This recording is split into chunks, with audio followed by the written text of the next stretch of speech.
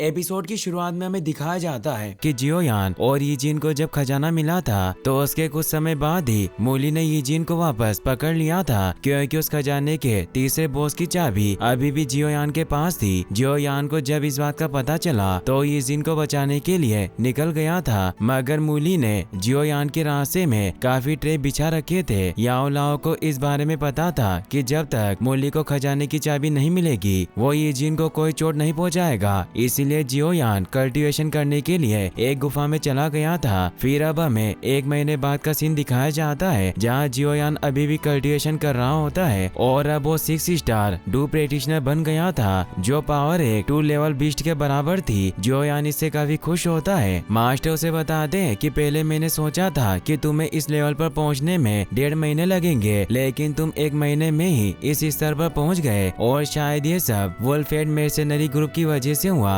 मगर तुमने नालन के साथ जो 3 ईयर एग्रीमेंट किया था उसमें अब 1 साल से भी कम समय रह गया है। जियोयान कहता है कि मास्टर आप चिंता ना करें, मैं नाकामयाब नहीं होऊंगा और आप तो जानते हैं कि मैंने इन 2 सालों में कितनी मेहनत की है और ये सब नालन की वजह से है जो मैंने इतनी कठोर ट्रेनिंग ली। याओ लाओ कहते हैं कि अब हमें समय बर्बाद नहीं करना चाहिए। जियोयान कहता है कि हमें मूली के साथियों को सबक सिखाना है। फिर हम मूली के ग्रुप के 5 लोगों को देखते हैं जो वहाँ जंगल में जियोयान को ढूंढ रहे होते हैं। जियोयान उन्हें ऊपर से छिपकर देख रहा था और उन्हें मजा चखाने के लिए अपनी वैक्यूम पाम पावर से रॉक जायंट एप को जगह देता है, जिससे मूली के साथी डर जाते हैं। तभी वो जायंट एप उन पर हमला कर देता है और एक को पकड़कर बुरी तरह से मारने लगता है और किसी को भागने का मौका नहीं देता। अब वो आखिरी मूली के सैनिक को मारने वाला था, मगर तभी जियोयान आकर उस जायंट एप को रोक लेता है और नीचे गिराकर कहता है कि मुझे इस आदमी की जिंदा जरूरत है। जायंट एप से गुस्सा हो जाता है और जियोयान पर हमला करने के लिए आने लगता है, मगर अब जियोयान की लेवल बढ़ने की वजह से वो उसका कुछ नहीं बिगाड़ पाता और जियोयान उसे बड़ी आसानी से मार देता है। इससे वो सैनिक भी काफी डर जाता है और उससे पूछता है कि तुम कौन हो। जियोयान उसे कहता है कि क्या तुम मुझे नहीं ढूंढ रहे थे। वो समझ जाता है कि वही जियोयान है, इसीलिए वो अपने साथियों को विसल बजाकर बुलाने लगता है, लेकिन जियोयान उस विसल को तोड़ देता है और उसे कहता है कि मैं अब तुम्हें मार दूंगा। सैनिक उसे कहता है कि युवा मास्टर तुम्हें मारना चाहता है, मगर मैं तुम्हें सब कुछ बताऊंगा, लेकिन तुम मुझे मत मारना। जियोयान फिर भी उसे मार देता है और कहता है कि देखते हैं कि मूली ने मेरे लिए कितने जाल बिछाए हैं, मैं उसके सब ट्रैप तोड़ दूंगा क्योंकि खेल अब शुरू हो चुका है। जियोयान अब आगे बढ़ने लगता है और रास्ते में आए सभी वुल्फहेड के आदमियों को मारने लग जाता है और अब तक उसने 19 सैनिकों को मार दिया था। वो एक सैनिक से पूछता है कि अभी वुल्फहेड मर्सेनरी ग्रुप में सबसे स्ट्रॉन्ग आदमी कौन है, तो बताता है कि सबसे ताकतवर हमारा लीडर मुशी है। वो 2 स्टार डू मास्टर है, यानी उसकी पावर तीसरे रैंक के 20 के बराबर थी। फिर वो सैनिक ये भी बताता है कि हमारा सेकंड चीफ गेनमू है जो 9 स्टार डू प्रैक्टिशनर है और तीसरा चीफ मेंग है जो 8 स्टार डू प्रैक्टिशनर है। तो जियोयान उसे कहता है कि तुम जिस तीसरे मुखिया की बात कर रहे हो वो अभी कहाँ मिलेगा, तो बताता है कि मेंग माउंटेन के फुट हिल पर है। ये कहते हैं जियोयान उसे मार देता है। वही हम मूली को देखते हैं जो अपने डेड मुशी को बताता है कि मैंने अपने बहुत से आदमियों को जंगल में फैला दिया है और हम जल्दी जियोयान को पकड़ लेंगे क्योंकि वो ज्यादा दिनों तक छिपकर नहीं रह सकता। वो जैसे ही सामने आएगा हम उसे खजाने की चाबी को हासिल कर लेंगे। मुशी मूली के बातों से खुश होते हैं, लेकिन तभी वहाँ एक सैनिक चिल्लाता हुआ आता है कि बुरी खबर है, पहाड़ों में तैनात हमारे सभी लोग मारे गए। मुशी इससे हैरान होता है और उससे पूछता है कि उन्हें किसने मारा। सैनिक बताता है कि उनके जख्मों के हिसाब से उन्हें किसी भारी ब्लंट ऑब्जेक्ट से मारा गया है। मुशी समझ जाते हैं कि जरूर जियोयान होगा। मूली अपने डेढ़ से कहता है कि ऐसा कैसे हो सकता है, मैंने जब उससे लड़ाई की थी तो केवल 2 स्टार प्रैक्टिशनर था। मुशी उसे कहता है कि फिर भी तुम उससे जीत नहीं पाए। मूली सोचता है कि वो जिस तरह से हमारे सैनिकों को मार रहा है वो जरूर 7 स्टार प्रैक्टिशनर के आसपास पहुंच गया होगा और शायद वो 8 स्टार पर भी पहुंच गया हो। मुशी बताते हैं कि जियोयान को मैजिक बिस्ट माउंटेन पर आए सिर्फ 1 महीना ही हुआ है और उसने अपने आप को इतना ग्रो किया। वो छोटा लड़का इतना चालाक कैसे हो सकता है। वो अपनी स्किल्स को बहुत जल्दी ग्रो कर रहा है और अगर ऐसा ही चलता रहा तो हम सभी को खत्म कर देगा। हम ऐसा होने का जोखिम नहीं उठा सकते, इसीलिए तुम मेंग को मेरे पास लेकर आओ। मगर सैनिक उन्हें बताता है कि मेंग यहाँ नहीं है, वो पहाड़ों में अपनी गर्लफ्रेंड के साथ है। मुशी को गुस्सा आता है कि वो बेवकूफ हमेशा लड़कियों के बारे में सोचता है। मूली अपने डेढ़ से कहता है कि आप चिंता ना करें, अगर अगर जियोयान का मेंग से सामना हुआ तो मेंग उसे खत्म कर देगा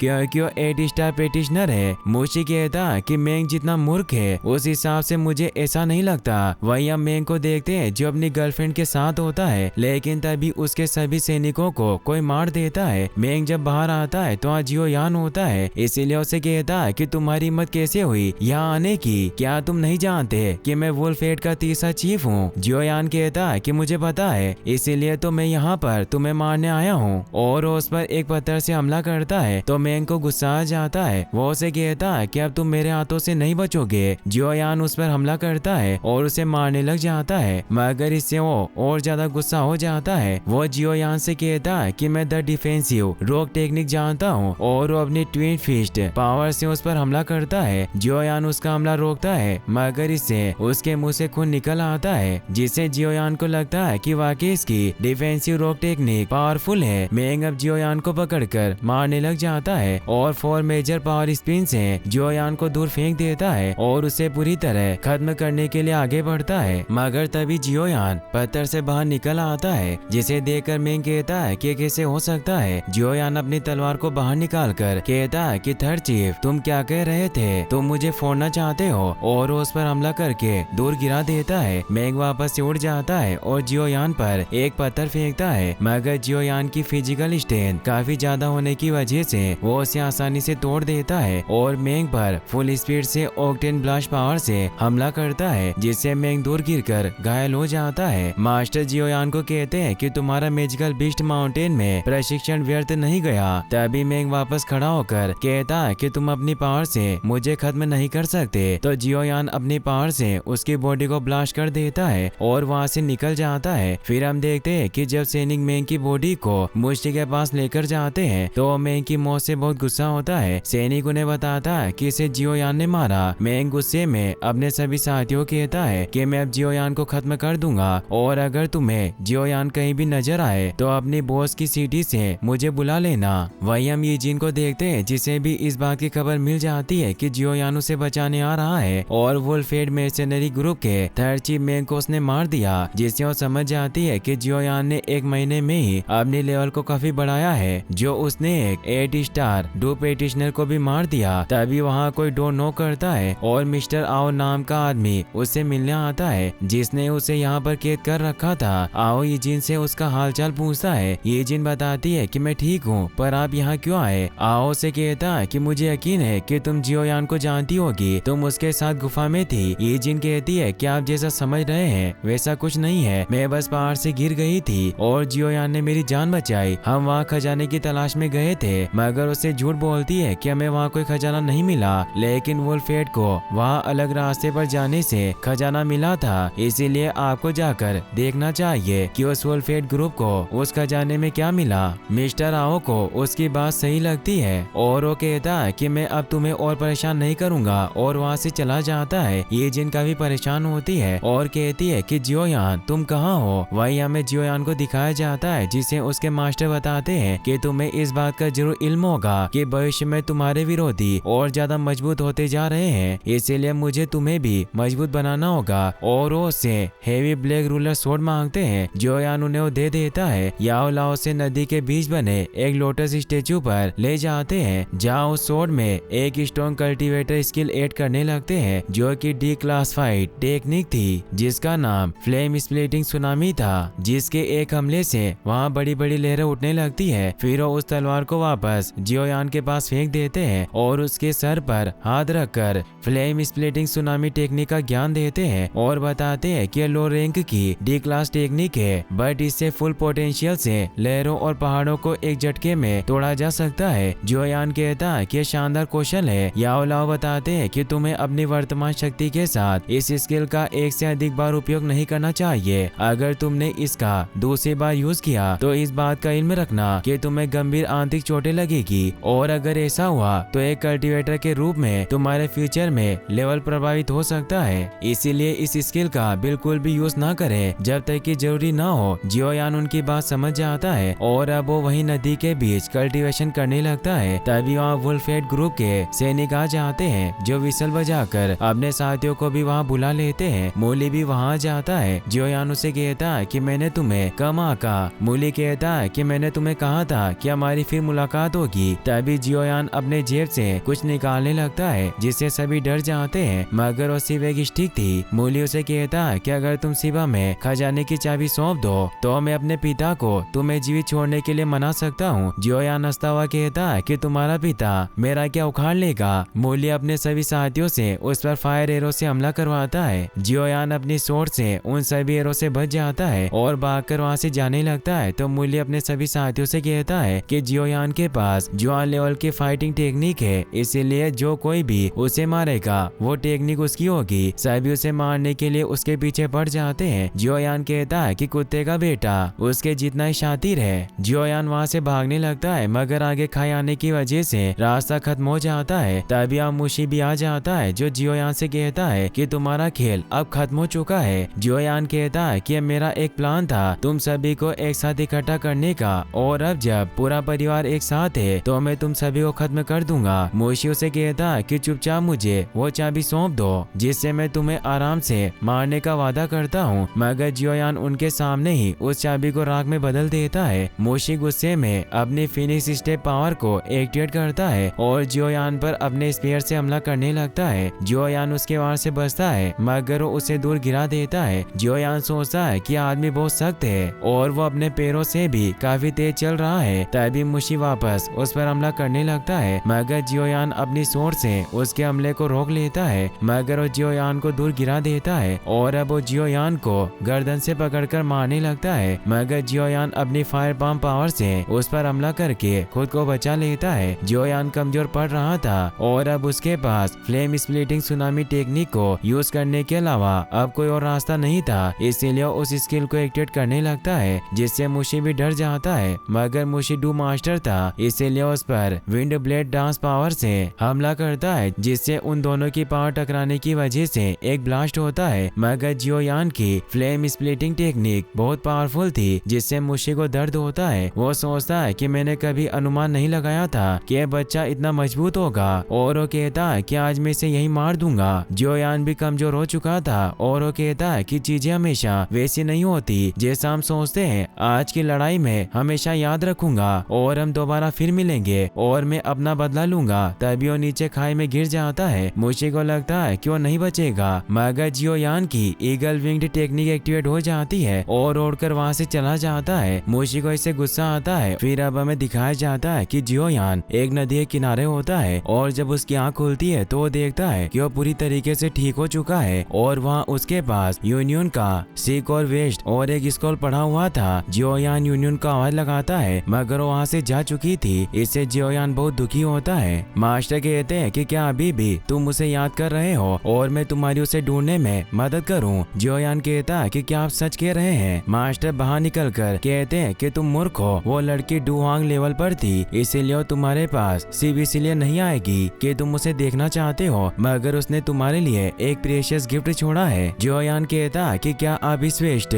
और इस फाइटिंग स्क्रॉल की बात कर रहे हैं। मास्टर उसे बताते हैं कि उसका गिफ्ट और भी बड़ा है और उसे लेवल चेक करने को कहते हैं। जियोयान जब अपना लेवल चेक करता है तो उसे पता चलता है कि वो 9 स्टार डू प्रैक्टिशनर बन चुका है, जिससे वो हैरान होकर मास्टर से पूछता है कि कैसे हुआ। मास्टर बताते हैं कि कल रात हालात बहुत खतरनाक हो गए, तुम्हारी जान जाने वाली थी। मुझे लगा कि वो लड़की तुम्हें छोड़कर जा रही है और मैं तुम्हें बचाने के लिए बाहर आने वाला था, लेकिन उस लड़की ने अपनी जान जोखिम में डाली और उसने तुम्हारी बॉडी से लगकर अपनी डोकी पावर को तुम्हारे साथ जोड़ लिया ताकि उसकी एनर्जी तुम्हारे पर्पल फ्लेम को गाइड कर सके, जिससे तुम पर्पल फ्लेम पर काबू कर पाए और तुम्हारी सभी चोटें ठीक हुई। साथ ही से तुम्हारी पावर भी बढ़ गई, मगर वो तुम्हारे जागने से पहले ही यहाँ से चली गई। मास्टर जियोयान से वो स्क्रॉल ले लेते हैं जिसमें लेवल 2 फाइटिंग टेक्निक थी जिसका नाम एक्सप्लोडिंग स्टेप्स था। मास्टर जियोयान से कहते हैं कि अब तुमने 2 लेवल को जंप कर लिया है, पर तुम्हारी फाउंडेशन अभी भी स्टेबल नहीं है, इसीलिए तुम्हें कड़ी मेहनत करनी होगी। मगर तुम मुशी को हराना चाहते हो। जियोयान ट्रेनिंग लेने लग जाता है। मास्टर उसे एक्सप्लोडिंग स्टेप टेक्निक का यूज करके बताते हैं, जिसके लिए वो तेजी से जंप करते हैं और ऑक्टेन ब्लास्ट पावर से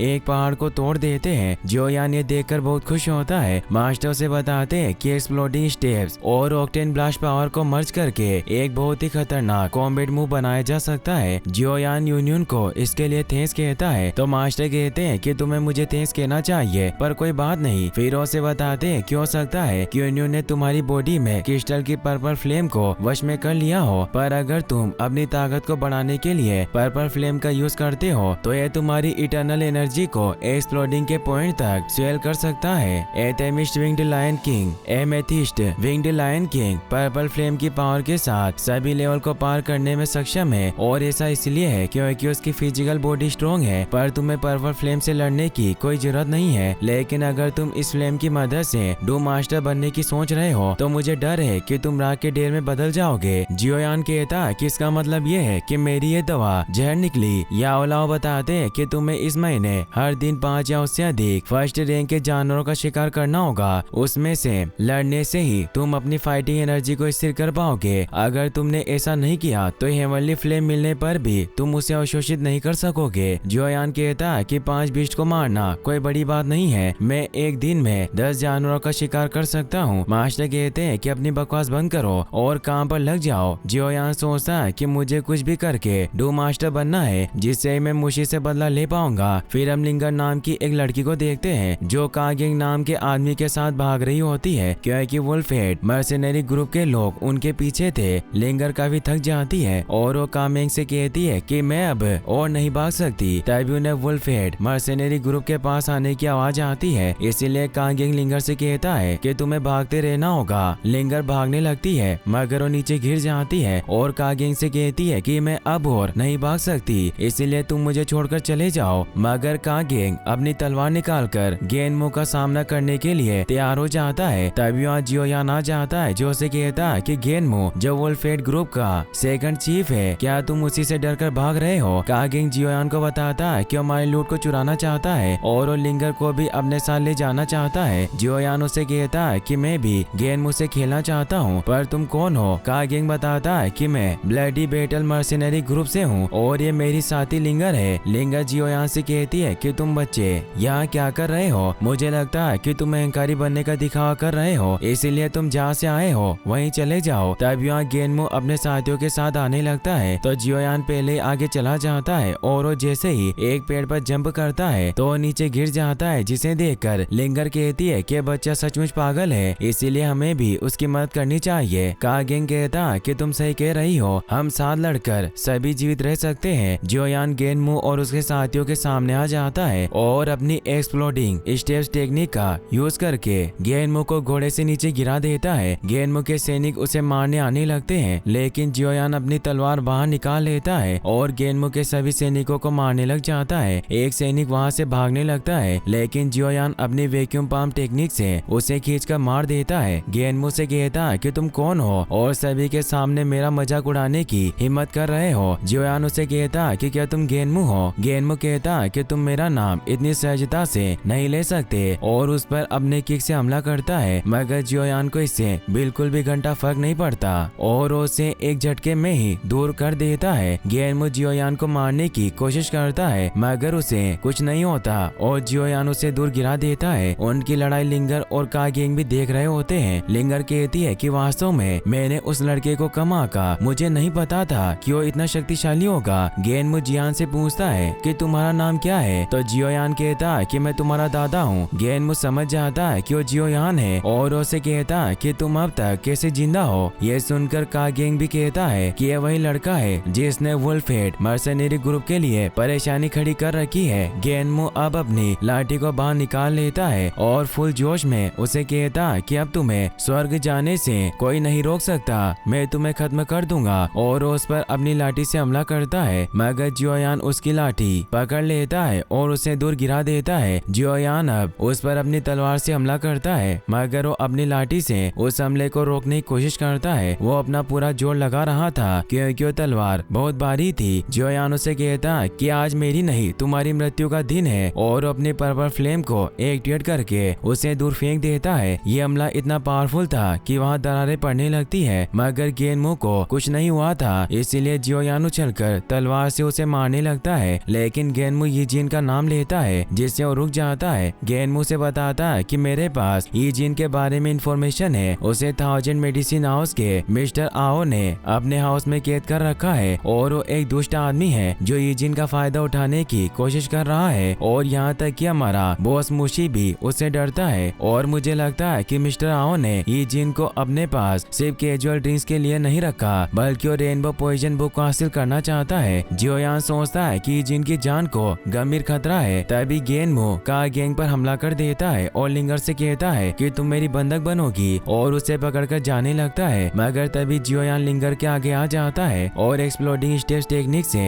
गेनमो को जान से मार देता है। मगर वो एक सैनिक को वहाँ से भागकर जाने देता है। कागिंग जियोयान को धन्यवाद देता है कि तुमने हमारी मदद की। जियोयान कहता है कि कोई बात नहीं और वहाँ से चला जाता है। लिंगर को जियोयान बहुत औसम लगता है। जियोयान भागता हुआ आगे बढ़ने लगता है और कहता है कि जिन में आ रहा हूँ। फिर हम देखते हैं कि जियोयान श्रियाओ के 1000 मेडिसिन हॉल में पहुँच गया था, जहाँ दो सैनिक बातें कर रहे थे कि गेनमो को किसी जवान लड़के ने मार डाला और वो लड़का एक बड़े आकार की रूलर ब्लेड का यूज करता है। जियोयान चुपके से ये जिन के कमरे में घुस जाता है। ये जिन उसे देखकर खुश होती है और उसे कहती है कि मुझे तुम्हारी बहुत फिक्र थी। जियोयान उसे शांत रहने को कहता है क्योंकि सैनिक उस तरफ आ रहे थे, इसीलिए वो खिड़की को बंद कर देता है जिससे सैनिक उन्हें नहीं देख पाते। जियोयान ये जिन से कहता है कि तुम यहाँ सुरक्षित नहीं हो, इसीलिए अपना सामान पैक करो और मेरे साथ आओ। ये जिन मना करती हुई दूर हो जाती है तो जियोयान उससे पूछता है कि क्या गलत हुआ। वो बताती है कि मैं तुम्हारे साथ नहीं जा सकती। अगर वुल्फहेड मर्सिनरी ग्रुप को इस बारे में पता चला तो मुझे ढूंढने आएंगे और मेरे गांव के निर्दोष लोगों को चोट पहुंचाएंगे। जियोयान उसे बताता है कि मैं उन कमीनों से छुटकारा पाने जा रहा था, लेकिन मुझे तुम्हारी चिंता थी, इसीलिए मैं सबसे पहले तुम्हें बचाने आया। ये जिन कहती है कि तुम मेरा कितना ध्यान रखते हो। जियोयान कहता है कि ऐसा इसलिए है क्योंकि तुम मेरी दोस्त हो। ये जिन उसे चुप रहने को कहती है और अपने साथ ले जाकर कहती है कि तुम्हें अभी आराम करना चाहिए, हम उनसे बाद में निपटने की योजना बनाएंगे। फिर उसे चाय पिलाती है। वही हमें मुशी को दिखाया जाता है जो गेनमो की मौत से दुखी होता है। मोली अपने सभी सैनिकों को आदेश देता है कि जाओ जियोयान को ढूंढो और मार डालो, उस पर बिल्कुल दया मत करना।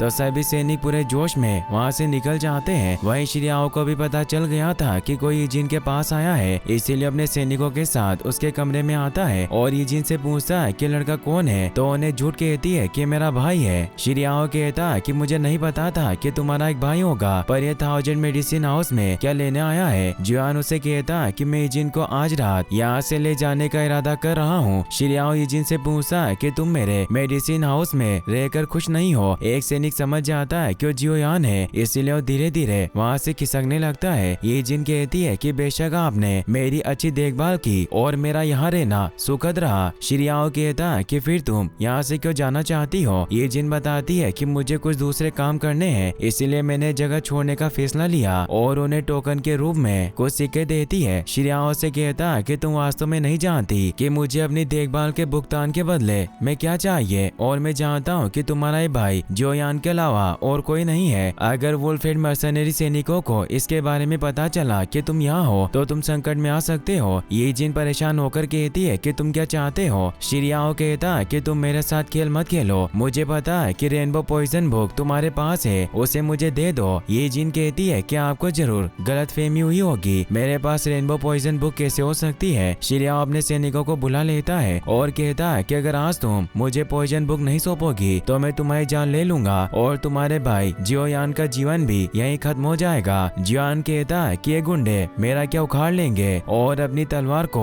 बाहर निकालता है, जिससे सभी सैनिक डर जाते हैं। श्रियाओ एक कुर्सी को आगे करके उस पर बैठ जाता है और जियोयान से कहता है कि तुम ऐसा मत सोचो कि तुम्हारे पास कौशल है तो तुम मेरे मेडिसिन हाउस में आसानी से टहल सकते हो। और तुम्हारी जानकारी के लिए मैं बता दूं कि जिस मोमेंट पर मैंने इस कमरे में प्रवेश किया था मैंने पहले ही यहाँ जहर छोड़ दिया था, इसीलिए अब तुम्हें कमजोरी महसूस होगी। वहीं हम देखते हैं कि श्रियाओ का एक खबरी मोशी को बताता है कि हम जानते हैं कि जियोयान अभी कहाँ है। मोशी पूछता है कि कहाँ है वो। सैनिक बताता है कि वो 1000 मेडिसिन हाउस में है। मोशी गुस्से में उसकी गर्दन पकड़ लेता है और उसे कहता है कि उसके साथ कितने लोग हैं। तो वो बताता है कि वो सिर्फ अकेला है। तो मोशी उसे साइड में फेंक देता है और कहता है कि सभी सैनिकों को इकट्ठा करो, हम अभी मेडिसिन हाउस जाएंगे। दूसरी तरफ जियोयान को गुस्सा आता है मगर यीजिन उसे रोक लेती है और मिस्टर आओ से कहती है कि तुम्हारे पास पॉइजनिंग स्किल है, पर मैंने इसके असर को पहले ही बेअसर कर दिया है क्योंकि मैंने जियोयान को पहले चाय में मिलाकर एंटीडोट पिला दिया था। और शियाओ के पास जाकर कहती है कि तुम्हें मेरी पॉइजन स्किल से डरना चाहिए। पिछले कुछ दिनों से कोई भी मेरे 3 फीट के दायरे में आने आने की हिम्मत नहीं करता, मगर फिर भी तुम मुझसे मिलना है। वास्तव में तुम लापरवाह हो, तुम मेरी छुपी हुई कुर्सी पर कैसे बैठ सकते हो। शिरियाओ जल्दी से उठ जाता है और देखता है कि उस चेयर पर बहुत सारा जहर है। ये जिन उसे बताती है कि अब बहुत देर हो चुकी है, शिरियाओ की बॉडी में जहर फैलने लग गया था। ये जिन उसे बताती है कि मेरा जहर खतरनाक है, तुम्हें 7 दिन और रात तक दर्द महसूस होगा। सबसे पहले तुम्हारी हड्डियां टूटेगी और थकावट से तुम मारे जाओगे, लेकिन मेरा एंटीडोट तुम्हें ठीक कर सकता है और शायद उस चाय के बर्तन में कुछ बचा हो। शिरियाओ टी पॉट में से एंटीडोट पीने लगता है, लेकिन उसमें कुछ नहीं बचा था। ये जिन कहती है कि खाली है, ये अच्छा नहीं हुआ। शिरियाओ को गुस्सा आता है, मगर वो कुछ नहीं कर सकता था और अपने घुटनों पर बैठकर उसे कहता है कि अपनों के खातिर तुम मुझे जिंदा छोड़ दो, मुझे अभी जीना है। ये जिन उसे कहती है कि तुम हमें जाने दो और मैं तुम्हें एंटीडोट दूंगी। शिरियाओ अपने सैनिकों को वहाँ से चले जाने को कहता है। सैनिक बाहर चले जाते हैं। ये जिन जियोयान को कहती है कि अब हमें चलना चाहिए। जियोयान कहता है कि मुझे नहीं पता था कि तुम इतनी चालाक होगी। ये जिन उसे बाहर लेकर आती है और अपनी ईगल को बुला लेती है, जिसका नाम जियोलेन था। शिरियाओ बाहर आता है और कहता है कि अब मुझे एंटीडोट दे दो। जियोयान और ये जिन ईगल पर बैठकर जाने लगते हैं और जाते जाते ये जिन उसे एंटीडोट दे देती है और कहती है कि दूसरों के लिए मतलबी होना छोड़ दो। शिरियाओ से एंटीडोट के लिए थैंक्स कहता है। फिर हम देखते हैं कि मुशी के सभी सैनिक मेडिसिन हाउस की सीमा के बाहर जियोयान की प्रतीक्षा कर रहे थे। तभी जियोयान वहां जाता है। जियोयान मुशी से कहता है कि मैं तुमसे वापस लड़ना चाहता हूँ, तो मुशी अपने सभी सैनिकों को आगे भेज देता है। जियोयान मुशी से कहता है कि तुम्हें इतना समय हो गया, लेकिन अभी भी तुम अपने सैनिकों के पीछे छिपकर रहते हो। मुशी कहता है कि एक रणनीति है। जियोयान कहता है कि तुम्हारे पीछे जो मूर्ख है वो भी ऐसे ही स्टूपिड आइडिया के साथ आया था। मुशी अपने सैनिकों को उसे मारने को कहता है, जिससे वो आगे बढ़ने लगते हैं। जियोयान अभी अपनी तलवार से उन्हें खत्म करने लगता है और वो पर्पल फ्लेम का भी यूज करता है। ये जिन भी जियोयान की मदद करती है और वो पॉइजन से सैनिकों पर हमला करती है, जिससे वो सभी खत्म हो जाते हैं। मुशी जियोयान से कहता है कि मैं तुमसे नहीं डरता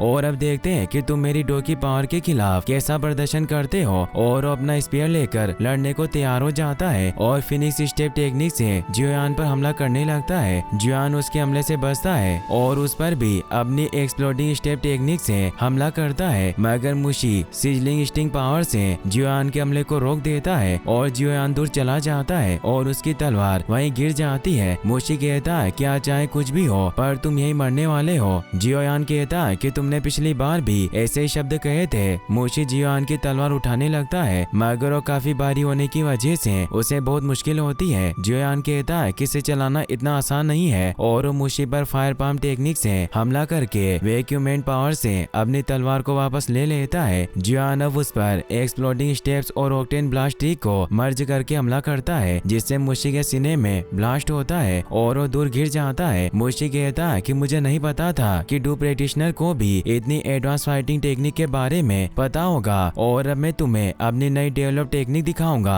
और उसे बताता है कि तुम्हें ओरिजिन को जो तीसरा बॉक्स मिला था उसे मैंने खोल लिया, जिससे मुझे हाई लेवल फाइटिंग टेक्निक मिली, जिससे तुम अब मर जाओगे। और जियोयान पर हमला करने लगता है। जियोयान भी इससे थोड़ा डर जाता है और अपने मास्टर से कहता है कि मुझे नहीं पता था कि मुशी उस बॉक्स को जबरदस्ती खोल लेगा और अब मैं उससे नहीं लड़ सकता। मास्टर उसे कहते हैं कि अपने फ्लेम का यूज करो। जियोयान पर्पल फ्लेम को एक्टिवेट कर लेता है। मुशी जियोयान पर वाइल्ड लाइन रोर पावर से हमला करता है, मगर जियोयान उस पर अपनी फ्लेम स्प्लिटिंग सुनामी टेक्निक से हमला करता है, जिससे उसकी power low and roar power को रोक देती है और वहाँ एक भंवर बन जाता है, जिससे मुशी के सैनिक चपेट में आ जाते हैं और मुशी भी उस पर्पल फ्लेम की चपेट में आ गया था, जिससे वो मारा जाता है। ये जिन जियोयान के पास आ जाती है और उसे पूछती है कि क्या तुम ठीक हो। जियोयान कहता है कि मैं ठीक हूँ। तभी सैनिक के बेश में छिपा हुआ मूली जियोयान पर धोखे से हमला कर देता है और उसे तलवार से इंजर्ड कर देता है। जियोयान उसे दूर फेंक देता है। ये जिन काफी दुखी होती है कि मेरी वजह से तुम्हें चोट लगी। जियोयान उसे कहता है कि मैं ठीक हूँ, मैंने सेफ्टी आर्मर पहना है। ये जिन कहती है कि तुम वास्तव में कमाल हो, पर तुम थके हुए हो, इसीलिए मैं तुम्हें कुछ देर शांति से विश्राम करवाने के लिए एक जगह लेकर चलना चाहती हूँ। जियोयान कहता है कि तुम्हारा बहुत बहुत धन्यवाद और वो दोनों ईगल पर बैठकर वहाँ से निकल जाते हैं।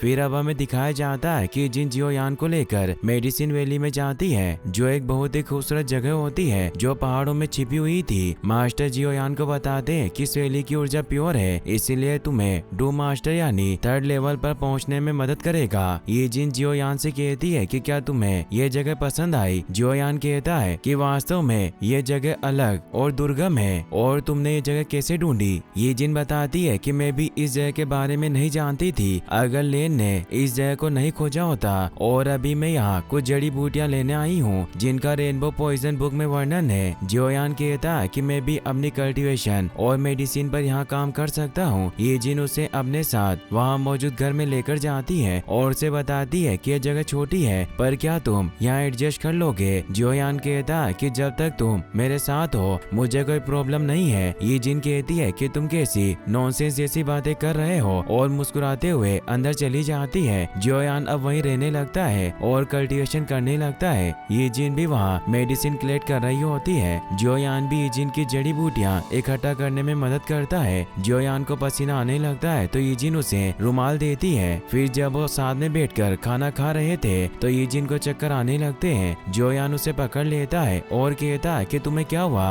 ये जिन कहती है कि शायद मैं जड़ी बूटियाँ इकट्ठा करते हुए थक गई और इसमें कोई गंभीर बात नहीं है और वो डांस करने लग जाती है। उसका डांस देखकर जियोयान ख्यालों में खो जाता है। तभी मास्टर खांसते हैं और जियोयान को याद आता है कि उसे बिस्ट कोर को ढूंढना है। इसीलिए ये जिन से कहता है कि मैं भी वैली से बाहर जा रहा हूँ लेकिन मैं अंधेरा होने से पहले वापस आ जाऊंगा और तुम मेरी फिक्र मत करना और वो वहाँ से चला जाता है। फिर हम देखते हैं कि मास्टर जियोयान को जंगल में एक जगह पर लेकर आ गए थे। जियोयान मास्टर से कहता है कि क्या आपको पूरा यकीन है कि हम यहाँ रैंक 2 आइस बीस्ट को पकड़ सकते हैं। मास्टर उसके सर में मारकर कहते हैं कि तुम अपने मास्टर की इज्जत करना भूल गए हो और क्या ये सब ये जिन के साथ रहने से हुआ। जियोयान कहता है कि ऐसा नहीं है। मास्टर उसे बताते हैं कि वो जगह है जहाँ आमतौर पर आइस बीस्ट पाए जाते हैं। जरूरी नहीं है कि यहाँ सिर्फ रैंक 2 के आइस बीस्ट मिले। वही हम एक आंख वाले डीमन को देखते हैं जो लिंगर और कागेंग पर हमला कर रहा होता है और उसे नहीं जीत पा रहे थे। वो बीस्ट लिंगर को मारने के लिए आगे बढ़ता है मगर तभी वहाँ पर कागेंग की बहन आ जाती है जिसका नाम किंगे था जो उस बीस्ट को अपने खंजर से मार देती है। फिर वो लिंगर से पूछती है कि क्या तुम ठीक हो। लिंगर नामे जवाब देती है और उन्हें बताती है कि गेनमू से लड़ाई के बाद मैं और कागेंग पूरी तरह से ठीक नहीं हुए हैं और उन बीस्ट को मारना बस थोड़ा जबरदस्त है। किंगे उसे कहती है कि तुम चिंता मत करो, मैं यहाँ तुम्हारे साथ हूँ। तभी वहाँ एक आइस बीस्ट आ जाता है जिससे वो डर जाते हैं क्योंकि वो सेकंड लेवल के बीस्ट का सामना नहीं कर सकते थे। वो बीस्ट उन पर अपने आइस स्पाइक से हमला करता है। किंगे बचाव में उसकी तरफ खंजर फेंकती है मगर वो आइस स्पाइक फिर भी उसकी चेस्ट पर लग जाता है जिससे वो घायल हो जाती है और वो बीस्ट वापस से उन पर अपने स्पाइक से हमला करता है। लेकिन तभी जियोयान अपनी तलवार वहाँ फेंक कर उन्हें बचा लेता है और अब जियोयान भी वहाँ जाता है और अपनी एक्सप्लोडिंग स्टेप्स और ऑक्टेन ब्लास्टिक का यूज करके उस आइस बीस्ट को जान से मार देता है और उसकी गर्दन में आइस को चेक करता है लेकिन उसमें कोई कोर नहीं होता जिससे वो निराश हो जाता है। लिंगर जियोयान को देखकर खुश होती है और दौड़कर उसके पास आ जाती है। वो उसे कहती है कि तुम बिल्कुल सही समय पर आए। कागेंग उसे कहता कि भाई तुमने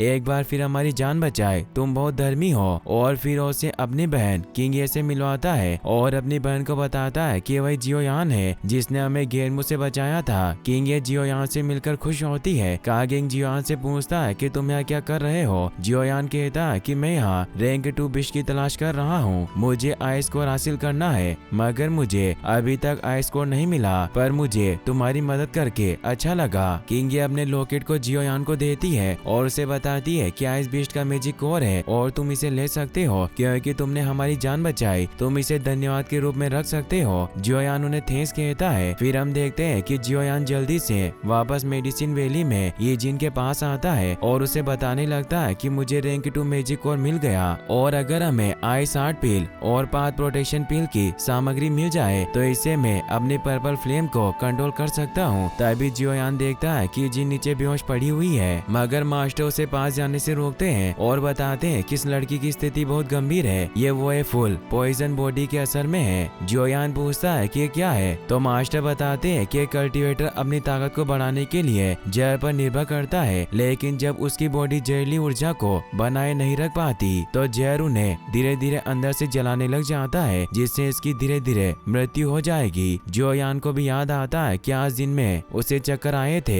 और अपने मास्टर से पूछता है कि क्या इस बीमारी को ठीक किया जा सकता है। मास्टर नामे जवाब देते हैं और कहते हैं कि बहुत मुश्किल है। फिर हम देखते हैं कि ईजिन की जब आँख खुलती है तो अपने पास जियोयान को देखकर खुश होती है, मगर वो खुद को बेड पर देखकर उससे पूछती है कि क्या तुमने मुझे टच किया। जियोयान कहता है कि मैंने ऐसा नहीं किया, अगर मैं तुम्हें टच करता तो तुम्हारी जहरीली बॉडी की वजह से मैं ऐसे ही मर गया होता। और तुम चिंता मत करो, मैं अब तुम्हारा ख्याल रखूंगा और हम साथ मिलकर तुम्हारी इस पॉइजन बॉडी बीमारी से छुटकारा पाने का कोई ना कोई तरीका जरूर निकाल लेंगे। अब वो ईजिन के लिए दवाई बनाने लगता है। ईजिन उसे कहती है कि मैं डूक्यू कॉन्टिनेंट की यात्रा करना चाहती हूँ, क्या तुम भी मेरे साथ चलोगे। जियोयान उसे कहता है कि तुम अपने बीमार शरीर के साथ घूमने के सपने कैसे देख सकती हो। मैंने फैसला किया कि मैं तुम्हें अपने साथ लेकर जाऊंगा और हम तुम्हारी बीमारी का इलाज ढूंढ कर रहेंगे, ये मेरा वादा है। ईजिन इससे खुश होती है। अब वो वापस आराम करने लगती है। अगले दिन जब उसकी आँख खुलती है तो बेड से उठने लगती है, मगर तभी उसे चक्कर आने लगते हैं। जियोयान वहाँ आकर उसे संभालता है और कहता है कि तुम्हें आराम करना चाहिए। ईजिन कहती है कि मैं बिल्कुल ठीक हूँ और मैं तुम्हारे साथ कॉन्टिनेंट की यात्रा करने के लिए बहुत उत्सुक हूँ। और क्या तुम्हें वो मटेरियल मिले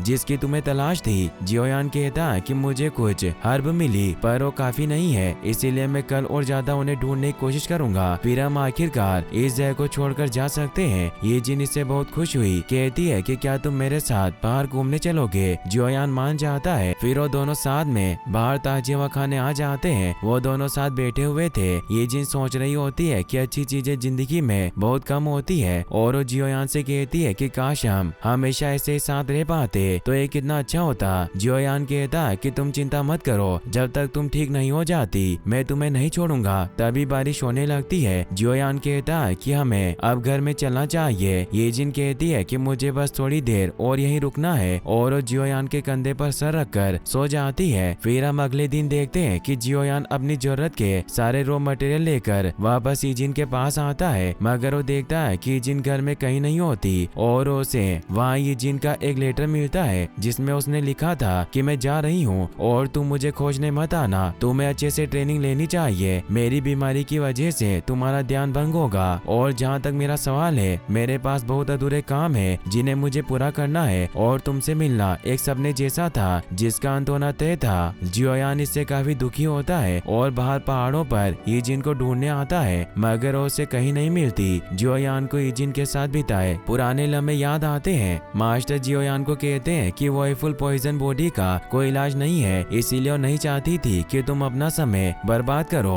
वो एक बहुत समझदार लड़की थी। जियोयान ईजिन के लेटर को बाहर निकालता है और कहता है कि एक दिन मैं निश्चित रूप से तुम्हारा इलाज करूंगा। ईजिन के जाने के बाद अब कल्टीवेशन करने लग गया था, जिससे जियोयान की डोरमेंट एम्बिशन जाग गई थी और वो कुछ ही दिनों में पर्पल फ्लेम का यूज करने में कुशल हो गया, जब तक कि वो खुद का कंबाइंड फ्लेम मंत्र का उपयोग न करे। और अब जियोयान 1 स्टारडू मास्टर बन गया था, यानी उसकी पावर 3rd लेवल के विश के बराबर हो गई थी। अब जियोयान और उसके मास्टर ने टेगर रेगिस्तान जाने की योजना बनाई ताकि वो एक और हेवनली फ्लेम की खोज कर सके, मगर रेगिस्तान तक पहुंचने का रास्ता मोटे पंखों वाले पंछी की पीठ पर सवार होकर पूरा करना पड़ता था और ऐसी एक ही जगह थी जहाँ ये क्रिएचर पाए जाते थे और उस सिटी का नाम था ब्लैक रॉक सिटी। जियोयान एक बग्गी में सवार होकर ब्लैक रॉक सिटी की तरफ बढ़ रहा था और उसे वो बड़े पंखों वाले जीव भी दिखाई देते हैं। जियोयान बग्गी के अंदर आ जाता है और कहता है कि पर्पल फ्लेम को अवशोषित करने के बाद भी मेरा फ्लेम मंत्र केवल एक लेवल इंक्रीज हुआ है। मास्टर उसे बताते हैं कि उम्मीद के मुताबिक है, क्योंकि फ्लेम मंत्र के विकास के लिए एक हेवनली फ्लेम का होना बहुत आवश्यक है और तुम्हारी पर्पल फ्लेम इस आवश्यकता को पूरा नहीं करती, लेकिन फिर भी यह काफी अच्छा है कि पर्पल फ्लेम ने इसके स्तर को एक लेवल बढ़ाया। इससे पहले कि तुम अपनी ट्रू हेवनली फ्लेम को एब्जॉर्ब करो, तुम्हें कुछ आवश्यक सामग्री को तैयार करना होगा। सबसे पहले तुम्हें ब्लैक रॉक सिटी के अल्केमिस्ट एसोसिएशन में जाकर एक एल्केमिस्ट बनना होगा, जिससे तुम्हें पिल रिफाइनिंग के बारे में और ज्यादा जानने में मदद मिलेगी। जियोयान उन्हें कहता है कि मैं पहले से ही एक एल्केमिस्ट हूँ, क्या उन्हें इस बारे में पता नहीं चलेगा। मास्टर उसे कहते हैं कि तुम्हें अपनी पावर को छिपाने को किसने कहा। अब वो ब्लैक रॉक सिटी के बाजार में पहुंच जाते हैं, जहाँ के लोग काफी जल्दी में होते हैं। जियोयान एक दुकानदार से पूछता है कि एल्केमिस्ट एसोसिएशन कहाँ है, तो सभी उसे देखने लग जाते हैं और वो समझ जाते बताता है कि वो जरूर एक एल्केमिस्ट होगा और उसे उस तरह भेज देते हैं। जियोयान सोचता है कि उन लोगों ने मुझे इस तरह धक्का क्यों दिया। मास्टर उसे बताते हैं कि मैं तुम्हें एसोसिएशन में शामिल होने की इसलिए कह रहा हूँ क्योंकि हेवनली फ्लेम को एब्जॉर्ब करने के लिए तुम्हें जिन चीजों की आवश्यकता होगी उन्हें एसोसिएशन तुम्हें दिलवाने में मदद कर सकता है। जियोयान मास्टर से पूछता है कि ब्लड लोटस पिल बनाने के लिए रैंक 3 के बीस्ट कोर की जरूरत होगी। मास्टर उसे बताते हैं कि हाँ तुमने सही कहा, पर एक हेवनली फ्लेम को अवशोषित करने के लिए मूल्य रूप से तुम्हें 3 चीजों की आवश्यकता होगी। ब्लड लोटस पिल केवल उनमें से एक है। जियोयान इससे हैरान होता है। मास्टर बताते हैं कि हेवनली फ्लेम के करीब जाने के लिए ब्लड लोटस पिल की आवश्यकता होगी क्योंकि तुम्हें प्रोटेक्ट करेगा और इसके प्रोटेक्शन के बिना एक 2 स्टार डू एम्परर जो 7 लेवल बीस्ट के बराबर होता है वो भी इसे छूने की हिम्मत नहीं कर सकता। साथ ही तुम्हें आयरिस स्पीड कोल्ड फाउंटेन की भी जरूरत होगी क्योंकि ब्लड लोटस पिल तुम्हारी बाहरी बॉडी की रक्षा करता है जबकि आइस स्पीड कोल्ड फाउंटेन तुम्हारी आंतरिक बॉडी की रक्षा करेगा। जब तुम हेवनली फ्लेम को शुद्ध करोगे तो यह तुम्हें उसकी विनाशकारी गर्मी से जलने से बचाएगा। और आखिरी चीज जिसकी तुम्हें जरूरत है उसे एक्सेप्टेंस सोल कहते हैं जो तुम्हारे शरीर के अंदर एक स्पेशल जगह को बनाएगी जिसका उपयोग स्वर्गीय ज्वाला को स्टोर करने के लिए किया जाएगा। जियोयान कहता है कि कितना कष्टदायक है, क्या होगा यदि मैं हेवनली फ्लेम के सामने इन चीजों का यूज ना करूं। मास्टर बताते हैं कि इन तीनों चीजों के बिना हेवनली फ्लेम को हासिल करना मरने जैसा है, लेकिन तुम्हें एक्सेप्टेंस सोल की चिंता करने की कोई जरूरत नहीं है। मेरे पास कुछ पुर्जे हैं जब मैं फ्लेम्स की तलाश किया करता था और अब तुम्हें ब्लड लोटस पिल के लिए रैंक 3 बीस्ट कोर और आइस स्पीड कोल्ड फाउंटेन की आवश्यकता होगी। जियोयान कहता है कि मैं उन्हें खोजने की कोशिश करूंगा। तभी उसे एल्केमिस्ट एसोसिएशन दिखाई देता है जो काफी विशाल था। जियोयान उसके अंदर चला जाता है मगर 2 गार्ड उसे रोक लेते हैं और कहते हैं कि क्या बच्चे तुम्हारे पास अंदर जाने के लिए ट्यूटर का सिफारिश लेटर है। जियोयान कहता है कि कौन सा सिफारिश लेटर। तभी वहाँ एक लड़की आती है जिसका नाम लिनफी था और वो अपने मास्टर आओतो के साथ वहाँ आई थी जो ब्लैक रॉक सिटी के टॉप एल्केमिस्ट में से एक है। लिनफी जियोयान को देखती है पर वो उसे भाव नहीं देती क्योंकि वो आज यहाँ एल्केमिस्ट एग्जाम को देने आई थी। मास्टर आओतो जब जियोयान को देखते हैं तो उन्हें अजीब सा लगता है और अंदर जाने लगते हैं। लिनफी अपने मास्टर से पूछती है कि आप उस लड़के के प्रति इतने विनम्र क्यों थे। मास्टर उसे बताते हैं कि उस लड़के में कुछ अलग तो जरूर है। सैनिक जियोयान से पूछते हैं कि क्या तुम्हें अपना रिकमेंडेशन लेटर मिल गया। जियोयान उन्हें बताता है कि मेरे पास कोई लेटर नहीं है। तो जियोयान से पूछते हैं कि तुम्हारा मास्टर कौन है। जियोयान बताता है कि मेरे मास्टर याओ लाओ है। तभी वहाँ एक लड़का आता है जिसका नाम शिंग होता है जो जियोयान को कहता है कि हमने याओ लाओ का नाम कभी नहीं सुना, आजकल बहुत डोंगी गुरु आ रहे हैं। तो जियोयान उसके सर पर आग लगा देता है। सैनिक देखते हैं कि जियोयान ने कंडेंस्ड फायर का यूज किया था यानी वो 4थे लेवल का एल्केमिस्ट है। मगर जियोयान उन्हें कहता है कि मैं लेवल 4 का एल्केमिस्ट नहीं हूँ पर क्या मैं अंदर प्रवेश कर सकता हूँ। और अब वो जियोयान की पावर की वजह से उसे अंदर प्रवेश करने दे देते हैं। अंदर एसोसिएशन हॉल में प्रतियोगिता स्टार्ट होने वाली थी इसीलिए सभी स्टूडेंट तैयार थे मगर वहाँ जूमे नाम की स्टूडेंट अभी तक नहीं आई थी। इसीलिए आओ तो फुलेन से पूछते क्यों कहाँ है और अभी तक क्यों नहीं आई। एग्जाम स्टार्ट होने में कुछ ही समय शेष बचा है। फुलेन कहते हैं क्यों बिल्कुल तैयार है, तुम चिंता मत करो। आओ तो कहते हैं कि 10 मिनट बचे हुए हैं और आप प्रेसिडेंट है मगर फिर भी इस एग्जाम को पोस्टपोन नहीं करा सकते। तभी जियोयान वहाँ जाता है। फुलेन उससे पूछते हैं कि क्या तुम भी यहाँ एल्केमिस्ट एग्जाम में हिस्सा लेने आए हो। जियोयान उन्हें प्रणाम करता है। आओ तो फुलेन को बताते हैं कि वही लड़का है जो मुझे काफी अलग लगा और मैंने आपको पहले इसके बारे में बताया था। जियोयान उन दोनों मास्टर से कहता है कि मैं आज एल्केमिस्ट टेस्ट के अलावा भी आपसे एक रिक्वेस्ट करना चाहता हूँ कि मुझे कुछ इंग्रेडिएंट को हासिल करने में एसोसिएशन की मदद चाहिए। दोनों मास्टर हंसते हैं और कहते हैं कि तुम्हें एसोसिएशन के सोर्सेज का यूज करने के लिए हमें पहले देखना होगा कि क्या तुम एग्जाम को पास कर पाते हो या नहीं। तभी आज जूमे भी आ जाती है जिसे देखकर बाकी स्टूडेंट कहते हैं कि वाकई में खूबसूरत है। लिनफी को उससे जलन होती है और वो उसे कहती है कि तुम हमेशा लेट आती हो मगर वो उसकी बातों पर ध्यान नहीं देती और अपनी डेस्क पर चली जाती है। लिनफी उसे कहती है कि पिछली बार की तरह अगर तुम इस बार भी फेल हो जाओ तो कोई बात नहीं पर तुम मुझे विचलित मत करना। जूमे उसे कहती है कि मुझसे ज्यादा तुम्हारी फेल होने की संभावना है और तुम रोते हुए मास्टर के पास मत जाना। इससे लिन को गुस्सा आ जाता है। फुलेन उनके झगड़े को देखते हुए कहते हैं कि अब बस करो और वो जियोयान को भी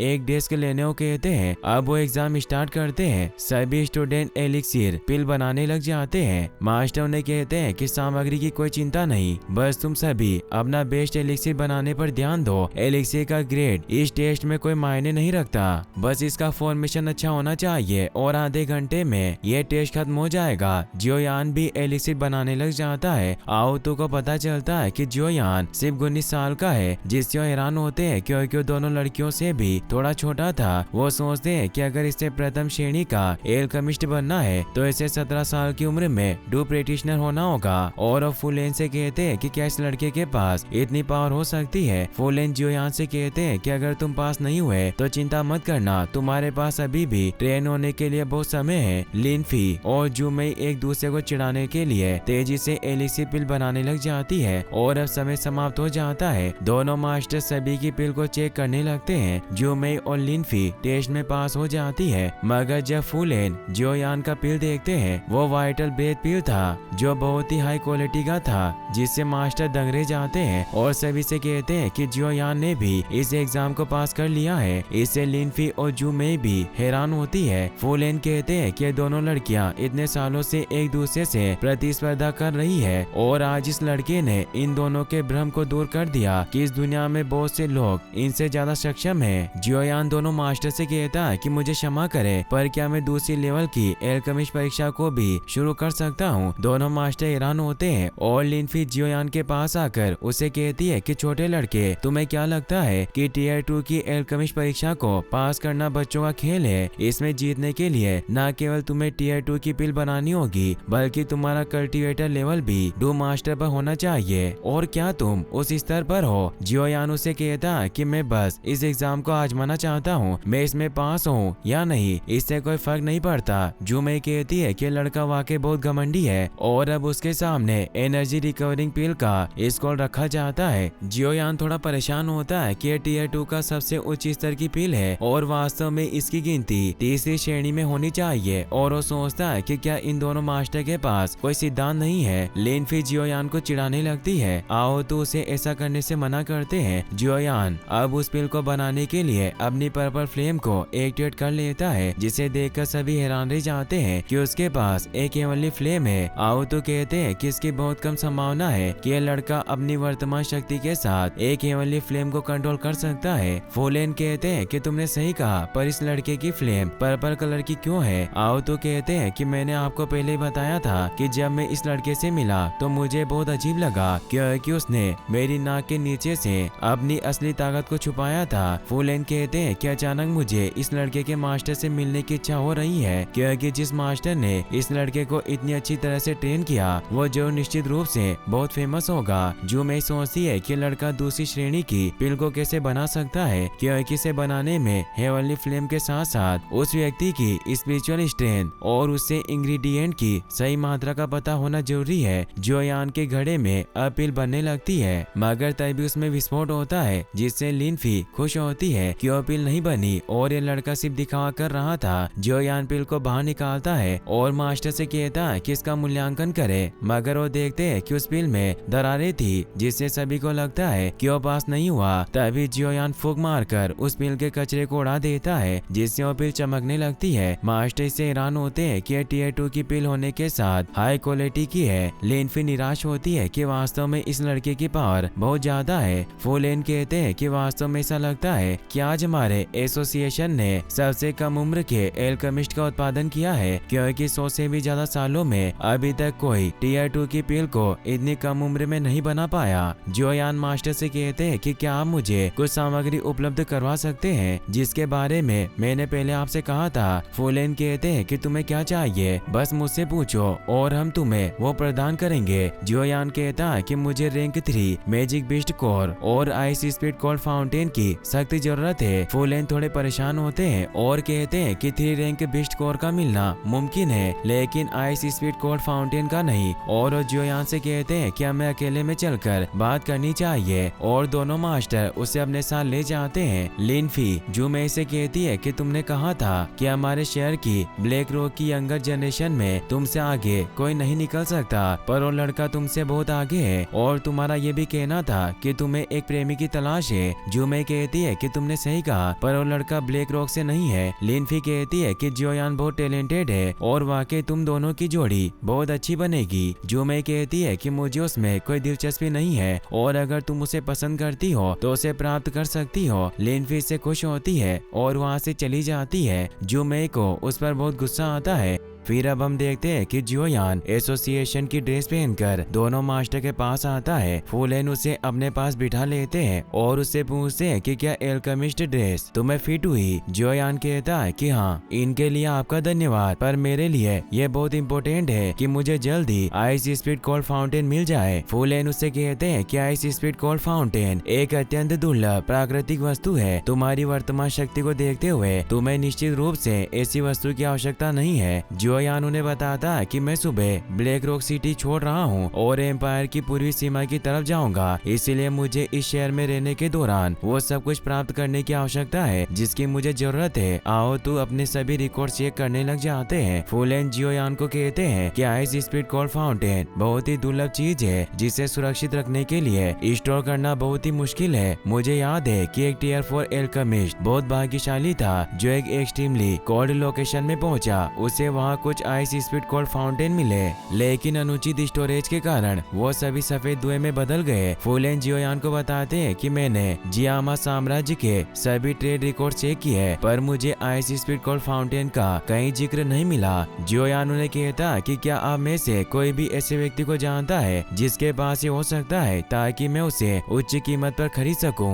दोनों मास्टर कहते हैं कि ऐसा कोई नहीं है। फुलेन बताते हैं कि आइस स्पीड कोल्ड फाउंटेन कोई ऐसी वस्तु नहीं है जिसे केवल सोने के सिक्कों में मापा जा सके, इसीलिए अगर किसी के पास ये होगा भी तो उससे व्यापार करना बहुत कठिन होगा। जियोयान कहता है कि अगर ऐसी बात है तो अब मैं आपसे विदा लूंगा और वहाँ से जाने लगता है। तो आओ तो उसे रोकते हैं क्योंकि किसी ऐसे व्यक्ति को जानते थे जिसके पास ये हो सकता है और उसे उसके पास ले जाने के लिए निकल जाते हैं। वो जियोयान को बताते हैं कि मैं वास्तव में नहीं चाहता था कि तुम उस आदमी के साथ ट्रेड करो। जियोयान कहता है कि आप किस आदमी की बात कर रहे हैं, क्या आप कृपया मुझे विस्तार से बताएंगे। आओ तो उसे एक पुराने घर के पास ले आते हैं और जियोयान को बताते हैं कि जब हम अंदर जाएंगे तो तुम ध्यानपूर्वक मुझे फॉलो करना और ये याद रखना कि हमें उस आदमी को भड़काना नहीं है। अब वो दोनों घर के अंदर आते हैं, तभी जियोयान का पैर एक ट्रे पर पड़ जाता है जिससे उस पर हमला होता है, मगर मास्टर उसे बचा लेते हैं और बताते हैं कि आदमी हमेशा ऐसी शरारतें करता रहता है। अब वो सीढ़ियों से ऊपर जाने लगते हैं, तभी जियोयान को एक बड़ी आग दिखाई देती है जिससे वो डर जाता है। मास्टर बताते हैं कि एक स्टेसी बिस्ट की आंख है जिस पर ध्यान देने से तुम्हें मति भ्रम कर सकती है, इसीलिए इस पर ध्यान मत देना। मगर जियोयान ने उसे देख लिया था, इसीलिए उसे मास्टर एक ब्यूटीफुल लड़की के रूप में नजर आते हैं। जियोयान कुछ देर में ही नॉर्मल हो जाता है और वो मास्टर के साथ ऊपर जाता है जहाँ उस आदमी की आवाज आती है जिसने अपने रूम पर एक मजबूत स्टील का गेट लगा रखा था। वो आदमी हंसता हुआ कहता है कि तुम अंदर नहीं आ सकते चाहे तुम वाइस प्रेसिडेंट हो। आओ तू अपनी स्पीड पावर को एक्टिवेट करके उस गेट को तोड़ देते हैं। ये देखकर जियोयान सोचता है कि आओ तू का स्तर कम से कम 2 स्पीड के लेवल का होना चाहिए। उस गेट के टूटने की वजह से वो आदमी पिचक गया था। आओ तो जियोयान के साथ अंदर आ जाते हैं। जियोयान वहाँ बहुत ही अनमोल मटेरियल देखता है जिन्हें देखकर वो हैरान रह जाता है और वो मास्टर से कहता है कि दुर्लभ वस्तुओं का इम्प्रेसिव कलेक्शन है। तभी वो आदमी जियोयान के सामने आ जाता है जिसका नाम गुते होता है। वो जियोयान से कहता है कि क्या तुम मेरी चीजों को लेने की योजना बना रहे हो। जियोयान कहता है कि मैंने अपने पूरे जीवन में इतनी सारी एक्सोटिक आर्टिफैक्ट्स कभी नहीं देखे। मैं सोच रहा था कि जियामा साम्राज्य में ऐसा कोई नहीं है जो आपकी तुलना कर सके। वो आदमी कहता है कि तुम बहुत चिकनी बातें करते हो, मुझे तुम्हारे साथ कोई डील नहीं करनी। आओ तो उसे कहते हैं कि तुमने मुझे एक बार कहा था कि किसी के साथ तुमने आइस स्पीड कोल्ड फाउंटेन का व्यापार किया था। गोते से भड़क जाता है और उसे कहता है कि तुम बूढ़े आदमी बाढ़ में जाओ। आओ तो जियोयान से कहते हैं कि तुम गोते से स्पीड कोल्ड फाउंटेन की डील कर सकते हो और वो जाते जाते गोते से कहते हैं कि लड़का मेरा सम्मानित गेस्ट है, अगर तुमने उसे किसी भी तरह की चोट पहुंचाई तो ऐसा मत सोचना कि मैं तुम्हारे प्राइवेट कलेक्शन को लोगों के सामने पब्लिक नहीं करूंगा। गोते उसे कहता है कि हम पुराने दोस्त हैं और उसे वहाँ से बाहर छोड़ देता है और जियोयान से कहता है कि क्या मैं तुम्हें बाहर छोड़ दूं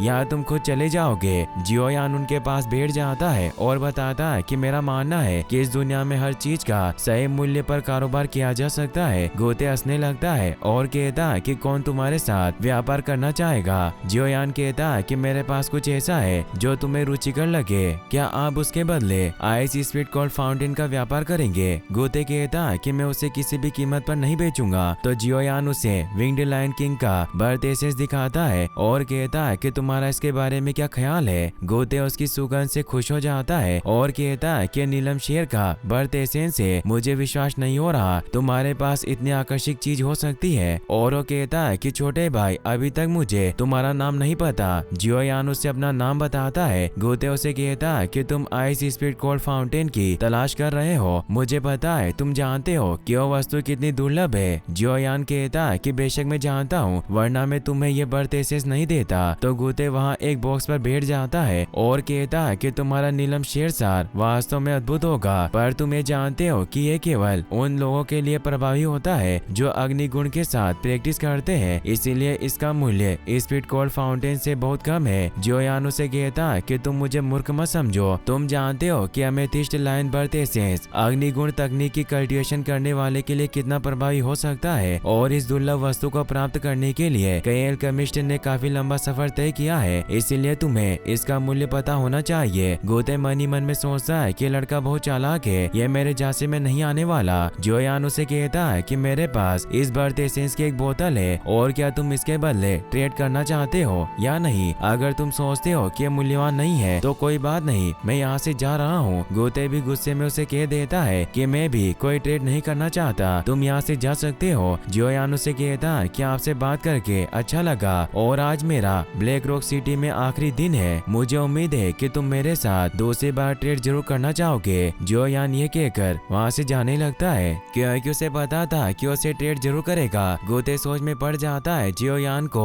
वो गेट खोलने से पहले रोक लेता है और कहता है कि तुम जीत गए, मैंने अपने पूरे जीवन में एमेथिस्ट लायन एसेंस को पहले कभी नहीं देखा, इसलिए आज तुम्हारा लकी डे है। और वो जियोयान से एसेंस की बोतल को ले लेते हैं और बहुत खुश होते हुए कहते हैं, मैंने इस हरामी नीलम सार के बारे में बहुत अफवाहें सुनी थी, लेकिन आज मैंने इसे पहली बार देखा। जियोयान उन्हें कहता है कि क्या आप मुझे आइस स्पीड कोल्ड फाउंटेन दिखा सकते हैं। तो गोते अपने नीचे वाली जेब से वो आइस स्पीड कोल्ड फाउंटेन निकाल देते हैं और कहते हैं कि इसे मुझसे दूर ले जाओ। याओ लाओ मनी मन में जियोयान को बताते हैं कि ये वही है। जियोयान कहता है कि वास्तव में अजीब दिखने वाला आइटम है, इसमें कोई संदेह नहीं है कि ओनली फ्लेम को अवशोषित करते वक्त यह बहुत महत्वपूर्ण होगा। फिर हम अगले दिन देखते हैं कि जियोयान ट्रांसपोर्ट लाइन पर आ जाता है जहाँ से उन बड़े पक्षियों को सवारी के लिए भेजा जाता था, पर वहाँ बहुत लंबी भीड़ लगी थी। जियोयान सोचता है कि अभी ईजिन मेरे पास होती तो मैं उसकी ईगल की मदद से टेगर रेगिस्तान जा सकता था, और अब मैं भी अपना एक उड़ने वाला जानवर ढूंढूंगा। तभी वहाँ सिंह अपने मास्टर के साथ आ जाता है जो एक लड़की के साथ होते हैं, और वो दुकानदार को बुली करने लगते हैं और कहते हैं कि तुम मेरे रास्ते में आ गए, मैंने तुम्हें लात मारकर अपना पैर गंदा किया, इसीलिए इसे साफ करो। जियोयान को इससे गुस्सा आता है। सिंह जियोयान को देख लेता है और अपने मास्टर को इस बारे में बताता है। तभी वहाँ मास्टर आओ तू आ जाते हैं जो जियोयान को कहते हैं कि तुमने बहुत अच्छा किया, उस बूढ़े गुते को ट्रेड करने के लिए मना लिया। तभी वहाँ लिनफी आ जाती है जो जियोयान को कहती है कि तुम हमें छोड़कर जा रहे हो, तुम वापस कब लौटोगे। और जियोयान से चिपकने लगती है। जियोयान को उसका अजीब व्यवहार देखकर कुछ समझ नहीं आता कि मुझसे इतना चिपक क्यों रही है। तभी वहाँ फूले जूमे के साथ आ जाते हैं। जूमे लिनफी को जियोयान के साथ चिपका देकर बहुत बुरा फील करती है। फूलेन जियोयान को कहते हैं कि तुमने जो मांगा था वो मिल गया, और उसे रैंक 3 मैजिक बीस्ट कोड देते हैं। जियोयान कहता है कि आपका बहुत बहुत धन्यवाद। मास्टर कहते हैं कि इसकी कोई जरूरत नहीं है, 6 महीने में हमारी कैपिटल के भीतर एक एल्केमिस्ट सम्मेलन का आयोजित किया जाएगा, क्या तुम इसमें भाग लेने के लिए इंटरेस्टेड हो। ये जियामा साम्राज्य के लिए एक बड़ा इवेंट है, यहाँ तक कि कॉन्टिनेंट के कई साम्राज्यों से भी कुछ एल्केमिस्ट यहाँ इवेंट में शामिल होंगे, इसीलिए इस इवेंट को मिस करना शर्म की बात होगी। जियोयान कहता है कि अगर मैं उस समय फ्री रहूंगा तो मैं आकर जरूर देखूंगा। आओ तो जियोयान से पूछते हैं कि तुम अभी यहाँ क्या कर रहे हो। इस साम्राज्य का नियम है कि एल्केमिस्ट फ्री हवाई यात्रा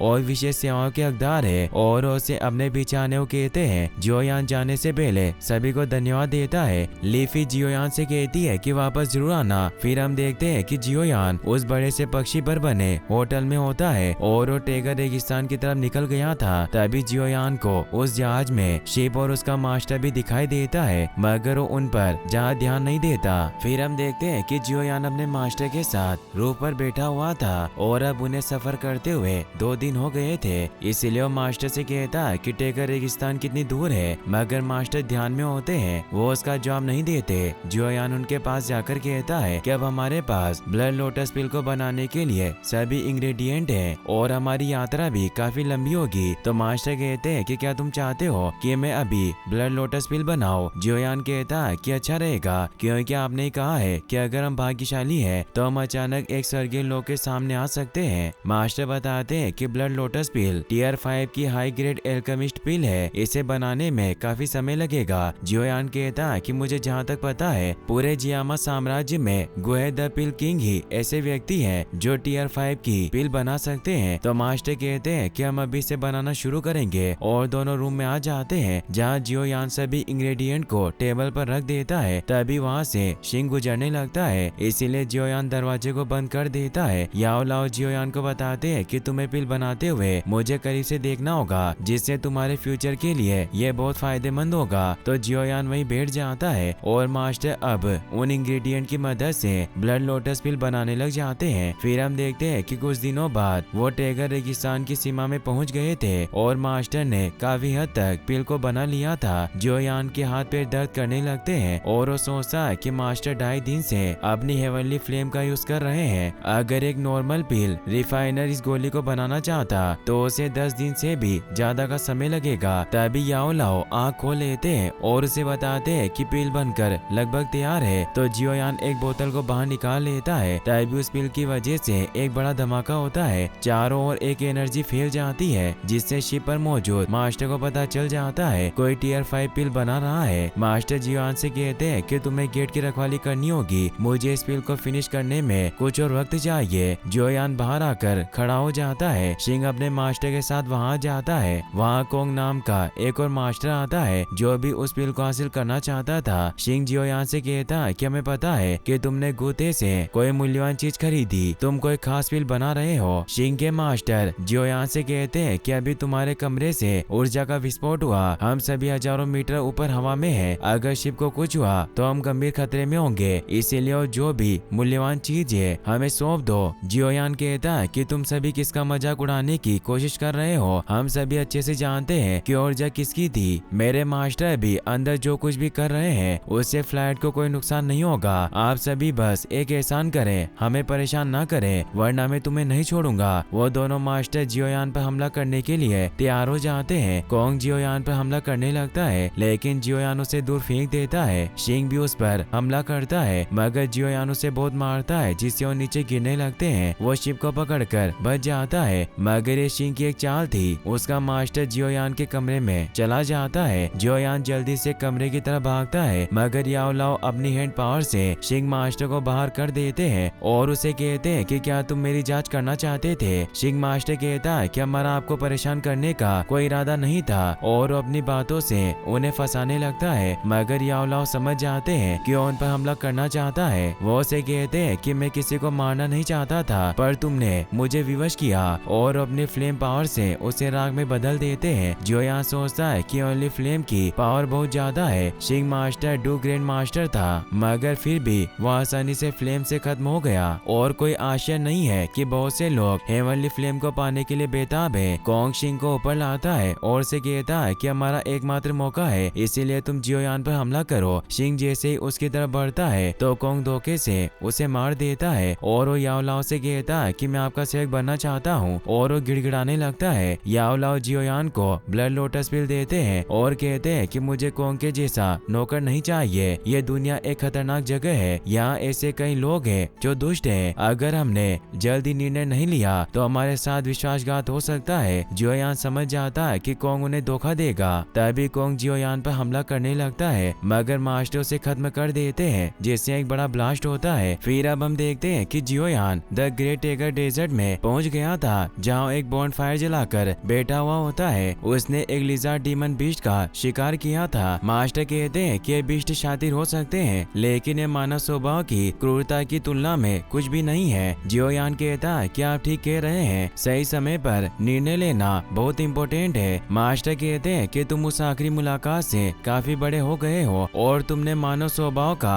बदसूरत पक्ष देखा है। इसलिए याद रखना, किसी खतरनाक स्थिति का सामना करते समय कभी भी ऐसे व्यक्ति पर भरोसा न करें जिस पर आप पूरी तरह से भरोसा नहीं कर सकते। हो सकता है कि उस युवा एल्केमिस्ट सिंह की तरह तुम जवानी में समाप्त हो जाओ, तुम्हारे सीने में भी गहरे खंजर से वार किया जाए। जोयान कहता है किसी पूर्ण शक्ति के साथ ही मानवता को खत्म होने से रोका जा सकता है और अब हम लगभग वहाँ हैं जो कल्टीवेशन के लिए सबसे अच्छी जगह मानी जाती है। जोयान जब आगे बढ़ता है तो उसे टीले पर यूनियन दिखाई देती है, जिसे देखकर जोयान बहुत खुश होता है और उसे आवाज लगाता है, लेकिन उसकी तरफ नहीं मुड़ती। तो जोयान दौड़कर उसकी तरफ जाता है मगर वो नालन में बदल जाती है और उसके सीने में एक तलवार घोंप देती है। जोयान इससे बहुत डर जाता है, उसकी आँख खुल जाती है क्योंकि वो सपना देख रहा था। मास्टर उसे कहते हैं कि क्या तुमने कोई बुरा सपना देखा? मैंने अभी नालन का नाम सुना। जोयान मास्टर से कहता है कि अगर मैं 3 ईयर एग्रीमेंट में हार गया तो ये सिर्फ मेरी गरिमा को नहीं खोएगा बल्कि मेरे परिवार के भविष्य का भी अंत कर देगा। मास्टर कहते हैं कि तुम चिंतित हो कि नालन तुमसे ज्यादा ताकतवर होगी। तुमने देखा कि इस दुनिया में ऐसा कोई भी नहीं है जो पावर के साथ ही पैदा हुआ हो। पावरफुल वही होते हैं जो मजबूत बनने के लिए कड़ी मेहनत करते हैं। अगर किसी को तलवार चलाना सीखना है तो उसे अपने दिल के डर को छोड़ना होगा। इसीलिए तुम्हें भी ऐसे ही अपने काम पर ध्यान केंद्रित करने के बारे में सोचना चाहिए। मेरा विश्वास करो, मैं गलत नहीं हूँ। तुम में बहुत टैलेंट हो सकता है बट ये तुम्हारा डेडिकेशन ही है जो तुम्हारे सफलता की कुंजी बनेगा। कुछ महीनों में 3 ईयर एग्रीमेंट आने वाला है जिसने तुम्हें शर्मसार किया था। अब तुम उस एहसान को वापस करने की स्थिति में हो। जोयान कहता है कि आपकी सलाह के लिए धन्यवाद मास्टर। अगले सीन में हम देखते हैं कि जोयान टेगर रेगिस्तान में हेवनली फ्लेम की तलाश में निकल पड़ता है। जोयान को हड्डियों के ढांचे में बना एक घर दिखाई देता है। जोयान पास जाकर देखता है तो उसे पोस्टर से पता चलता है कि यहाँ एंशिएंट मैप्स मिलते हैं। मास्टर जोयान से कहते हैं कि ये सही समय है, हमें टेगर डेजर्ट का नक्शा खरीदना चाहिए और हमें पानी की भी आवश्यकता होगी। हो सकता है कि यहाँ सांपों का एंटीडोट भी मिल जाए। जोयान कहता है कि क्या इस रेगिस्तान में सांप है? मास्टर बताते हैं कि टेगर रेगिस्तान में बहुत से स्नेक मैन रहते हैं जो आधे मानव और आधे सांप की तरह नजर आते हैं। वो जहर से हमला करने में माहिर है, इसीलिए सावधान रहने में कोई दर्द नहीं होता। जोयान अंदर आ जाता है जहाँ उसे रिसेप्शन पर बूढ़ा आदमी नजर आता है जो अपने काम में व्यस्त था। जोयान कहता है कि मैं नक्शा खरीदना आया हूँ मगर वो उसकी बातों पर ध्यान नहीं देते। जोयान वहीं पड़े हुए नक्शों में से टेगर डेजर्ट का मैप ढूंढने लगता है, तभी नीचे एक छोटा पेपर गिरता है। जोयान जब उसे उठाता है तो वो देखता है कि वो लोटस डीमन फ्लेम जो कि एक हेवनली फ्लेम थी वो उस मैप का टुकड़ा था। मास्टर कहते हैं कि जोयान तुम सच में एक भाग्यशाली आदमी हो, तुम्हें इस नक्शे को खोजने के लिए मेहनत नहीं करनी पड़ी। ऐसा लगता है कि तुम और लोटस डीमन फ्लेम में जरूर एक डेस्टिनी है। तभी वहाँ मौजूद बूढ़ा आदमी कहता है कि क्या तुम टेगर रेगिस्तान का नक्शा खरीदने वाले हो? जोयान कहता है कि माफ कीजिए श्रीमान, पर क्या आप मुझे रेगिस्तान का सबसे सटीक और डिटेल्ड मैप दे सकते हैं? वो बताते हैं कि सभी मैप काउंटर पर पड़े हैं, तुम उसमें से एक चुन लो। जोयान एक मैप को उठा लेता है और उस बूढ़े आदमी से कहता है कि मुझे आश्चर्य है कि क्या आपके पास इस विशेष मैप के और भी टुकड़े होंगे। वो बूढ़ा आदमी जोयान से कहता है कि क्या तुमने कभी पहले इस तरह के और नक्शे देखे हैं? जोयान बोलता है कि मैंने ऐसा केवल एक ऑक्शन हाउस में देखा था। बूढ़ा आदमी जोयान को बताता है कि माफ करो, मुझे ये टुकड़ा विशुद्ध रूप से संयोग से मिला। जोयान पूछता है कि क्या आप मुझे बता सकते हैं कि आपको कहां से मिला? वो बताते हैं कि मैंने रेगिस्तान से इसे खोजा था। तो जोयान उन्हें कहता है कि क्या आप मुझे ये टुकड़ा भेज सकते हैं, मैं आपको अच्छा भुगतान करूंगा। वो बूढ़ा आदमी जोयान को कहता है कि ये बेचने के लिए नहीं है, मुझे ऐसा कुछ दोबारा नहीं मिलेगा, पैसे में मुझे कोई दिलचस्पी नहीं है, तुम इसे चुराने के बारे में मत सोचना वरना तुम्हारे लिए अच्छा नहीं होगा। जोयान उन्हें कहता है कि मैं किसी ऐसे व्यक्ति से बलपूर्वक इसे लेने का सपना नहीं देखूंगा जो कभी डू हुआंग यानी फाइटिंग एम्परर रहा हो। डू हुआंग की पावर 7 लेवल बीस्ट के बराबर होती है और उस बूढ़े आदमी का नाम बो डोंग होता है। वो इससे हैरान हो जाता है और घर के गेट को बंद कर देता है। अब वो अपने असली रूप में आ जाते हैं और अपनी पावर को एक्टिवेट कर लेते हैं। ये देखकर मास्टर कहते हैं कि संभल कर रहना, ये बूढ़ा कोई साधारण आदमी नहीं है, उसकी असली ताकत डू हुआंग के स्तर पर होनी चाहिए। हालांकि ऐसा लगता है कि वो अपनी अधिकांश पावर को दबा रहा है, उसकी वर्तमान ताकत केवल डूलिंग यानी फाइटिंग स्पिरिट के आसपास है, मगर फिर भी वो तुम्हें आसानी से मार सकता है। जोयान निराश होकर कहता है कि मैं अक्सर ऐसे मजबूत लोगों से क्यों पंगा पंगा लेता रहता हूँ। मास्टर कहते हैं कि तुम भाग्यशाली हो। तभी बोडोंग एक शील्ड को एक्टिवेट कर देते हैं जिससे वो घर एक शील्ड में प्रोटेक्ट हो जाता है। जियोयान बोडोंग से कहता कि कृपया मुझे गलत ना समझे, मैं आपको नहीं जानता, मेरा मतलब आपका नदर करना नहीं था, लेकिन ये नक्शे का टुकड़ा मेरे लिए बहुत महत्वपूर्ण है। अगर आप मुझे इसे बेच देंगे तो मैं आपका आभारी रहूंगा। साथ ही अगर आपको किसी और चीज की जरूरत है तो मैं निश्चित रूप से आपको दे सकता हूँ अगर वो मुझे मिल जाए। बोडोंग कहते हैं कि मुझे उम्मीद नहीं थी कि तुम्हें कोई स्किल होगी। जियोयान कहता है कि आपको मेरा सुझाव कैसा लगा।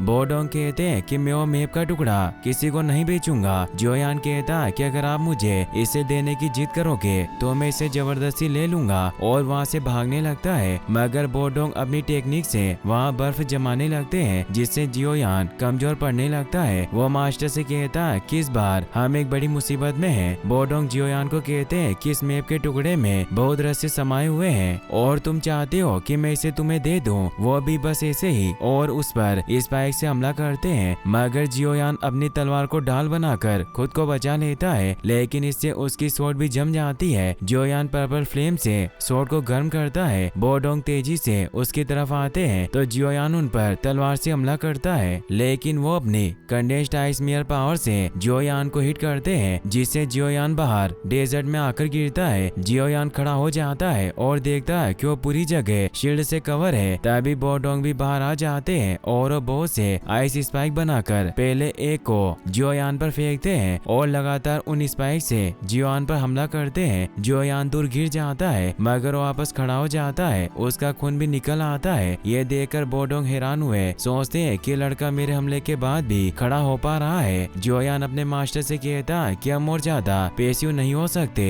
और अपनी तलवार उठाकर लड़ने को तैयार हो जाता है। बोडोंग गुस्से में जियोयान पर अपने सभी स्पाइक से हमला करते हैं मगर जियोयान अपनी पर्पल फ्लेम की मदद से सभी स्पाइक से बचता हुआ बोडोंग की तरफ तलवार फेंकता है, मगर वो अपनी पावर से उसे रोक लेते हैं और वापस जियोयान पर हमला करते हैं। मगर जियोयान डोक्यू विंग्स की मदद से बच जाता है। उन विंग्स को देखकर बोडोंग शॉक्ड रह जाते हैं कि इस बच्चे के पास डोक्यू विंग्स कैसे हो सकते हैं, जरूर इस लड़के में कोई हुनर है। जियोयान अपनी तलवार लेकर उस शील्ड को तोड़ने की कोशिश करता है मगर वो नहीं टूटती। जियोयान कहता है कि मैंने कभी अनुमान नहीं लगाया था कि यह बूढ़ा व्यक्ति मेरे लिए इतना कठोर बन सकता है। इस चिलचिलाते रेगिस्तान में भी ये अपनी बर्फ की शील्ड को बना पा रहा है। मैं वास्तव में उसके मुकाबले के लायक नहीं हूँ। यदि मैंने इन विंग्स का यूज ना किया होता तो शायद मैं मर गया होता। मास्टर जियोयान से कहते हैं कि तुम दोनों में कई लेवल्स का डिफरेंस है। उसने जो आखिरी हमला किया वो सिर्फ एक परीक्षा थी, अगर वो गंभीर होता तो तुम्हें मार भी सकता था, पर अब तुम्हारी ट्रेनिंग का अंत हो चुका है। बोडोंग जियोयान से कहता है कि चाहे तुम यूनलेन सेक्ट के कुल पिता के उत्तराधिकारी हो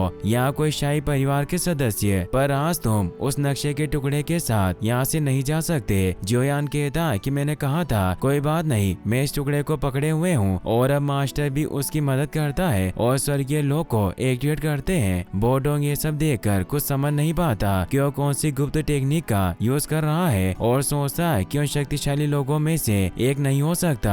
अब वो अपनी पावर से एक स्पीयर बनाते हैं और कहते हैं कि मुझे इतनी इंटेंस ऑरा का सामना किए हुए एक लंबा अरसा हो गया। जियोयान उन पर हमला करता है तो वो खुद को स्पीयर से प्रोटेक्ट करते हैं, मगर जियोयान और याओ लाओ के सोल फोर्स की वजह से वो पीछे खिसक रहे थे। जियोयान उनका स्पीयर तोड़ देता है। बोडोंग कहता है कि मुझे विश्वास नहीं हो रहा कि आज मैं तुम्हारे जैसे युवा लड़के से पिट रहा हूँ, और अब वो साइक्लोन आइस स्ट्राइक पावर को एक्टिवेट कर लेते हैं। जियोयान भी अपने मास्टर की सोल को संग्रहित करता है। बोडोंग जियोयान से कहता है कि अगर तुम आज मर जाते हो तो मुझे दोष मत देना, और उस पर हमला करते हैं तो जियोयान भी उन पर लगातार हमला करने लगता है और एवनली फ्लेम से उस बोडोंग को एक बर्फ के सेल में कैद कर देता है, जिससे अब वहाँ मौजूद शील्ड भी हट जाती है। जियोयान सर झुकाकर कहता है कि मैं आपका अपमान नहीं करना चाहता था, पर यह मैप मेरे लिए बहुत इंपॉर्टेंट है। ये कहकर वो जाने लगता है। बोडोंग कहते हैं कि मैंने कभी नहीं सोचा था कि आप 20 ईयर्स तक एकांतवास में रहने के बाद तुम जैसे बच्चे के कारण मुझे इस स्थिति में होना पड़ेगा। साथ ही जियोयान से ये भी कहते हैं कि मैंने जब इस मैप के छोटे टुकड़े को ढूंढा तो मुझे रेगिस्तान में काफी समय गुजारना पड़ा, इसीलिए मैंने इसे पूरी तरह से 2 भागों में विभाजित कर दिया था। जियोयान कहता कि आप मुझे ये सब क्यों बता रहे हो, आप इतने मूर्ख नहीं हो कि अभी भी मुझे भड़काने की कोशिश करो। बोडोंग कहता कि तुम निश्चय ही बुद्धिमान व्यक्ति हो। जियोयान उनसे कहता है कि मुझे बताओ कि इस मैप का दूसरा टुकड़ा देने से तुम्हें क्या मिलेगा।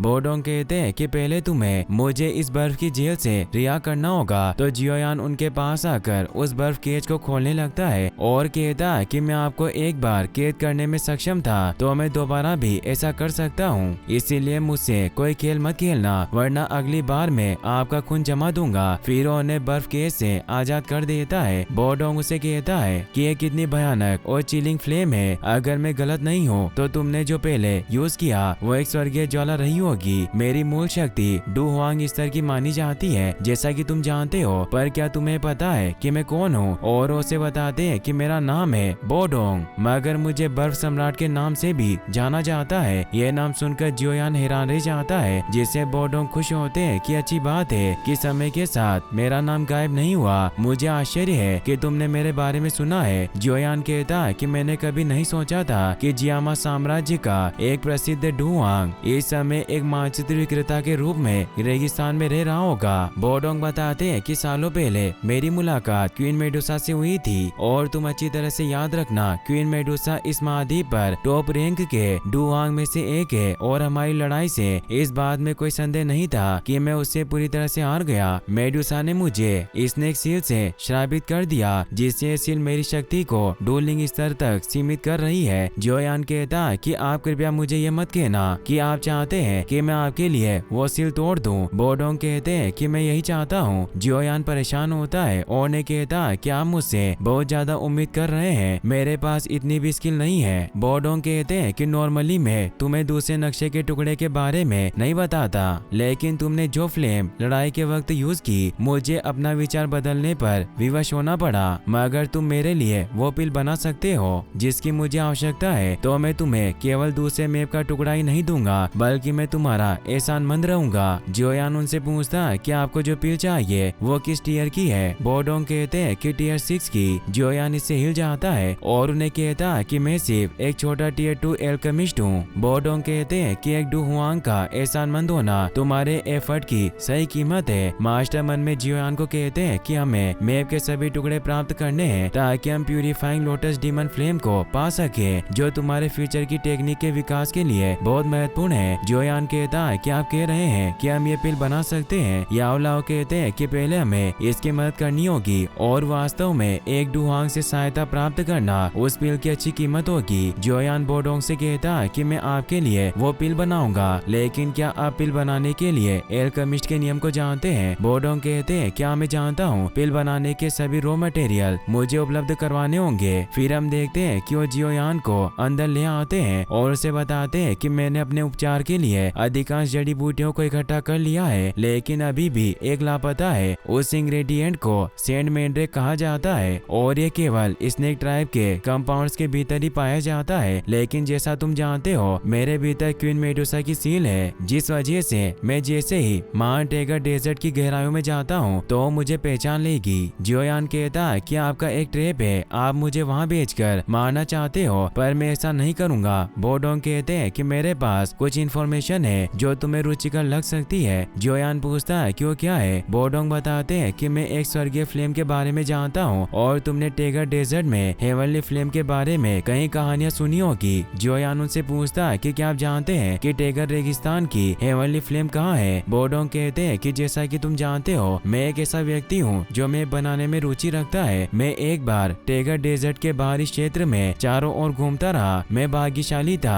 कि मुझे हेवनली फ्लेम के बारे में जानकारी मिली। फिर मैंने इन रिपोर्टों में कई रूट्स और लोकेशन का पता लगाया जहाँ हेवनली फ्लेम स्थित हो सकती है, इसीलिए तुम मेरे मार्गदर्शन के बिना कभी उस फ्लेम को खोजने में कामयाब नहीं होगे और सालों ऐसे ही डेजर्ट में भटकते रहोगे। इसीलिए तुम मुझसे वादा करो कि मुझे सेंट मैंड्रेक प्राप्त करने में मदद करोगे। फिर मैं अपनी फ्लेम की सारी जानकारी जो मैंने वर्षों से कलेक्ट की है मैं उन्हें तुम्हें सौंप दूंगा। जियोयान उनके साथ डील कर लेता है। अब हम देखते हैं कि जियोयान अपने सफर पर निकल चुका था, मगर टेगर रेगिस्तान का गर्म वातावरण जियोयान की उम्मीदों से कहीं ज्यादा कठोर था। फिर भी वो लगातार आगे बढ़ रहा था। उसे बोडोंग की बातें याद आती है कि तुम्हें पहले वेस्ट मार्कर की तरफ बढ़ना होगा, जो रेगिस्तान के भीतरी इलाके के करीब है, और वहीं क्वीन मेडुसा रहती है, जो अपनी सीमा में आने वाले किसी भी इंसान की गंध से उसका पता लगाने में सक्षम है यदि तुम उसका सामना करते हो। और अभी तुम्हारी जो पावर है उस हिसाब से मुझे डर है कि तुम उसके प्रकोप से नहीं बच पाओगे। जियोयान पानी पीता है और अपने मास्टर से कहता है कि हमें चलते हुए 10 दिन हो गए, क्या वो बूढ़ा आदमी हमें मूर्ख बना रहा था। मास्टर कहते हैं कि हम 2 दिन और इस दिशा में बढ़ेंगे, फिर हम नॉर्थ की तरफ जाएंगे। जियोयान परेशान होता है और कहता है कि इन दोनों जगह के बीच यात्रा करने में हमें कम से कम 1 महीना लगेगा। मास्टर बताते हैं कि रेगिस्तान की कंडीशन वास्तव में अत्यंत कठोर है, लेकिन इस रेगिस्तान के भीतर शुद्ध और शक्तिशाली ऊर्जा है, और ये समय तुम्हारी पर्पल फ्लेम स्पिरिट पावर की कल्टीवेशन करने के लिए सही अवसर है। जियोयान कहता है कि मुझे इस रेगिस्तान की आदत हो रही है। आपको लगता होगा कि मैं मजाक कर रहा हूँ, पर मैं वास्तव में इस वातावरण में बहुत अनुकूल हूँ। मैं अब कॉकरोच से भी ज्यादा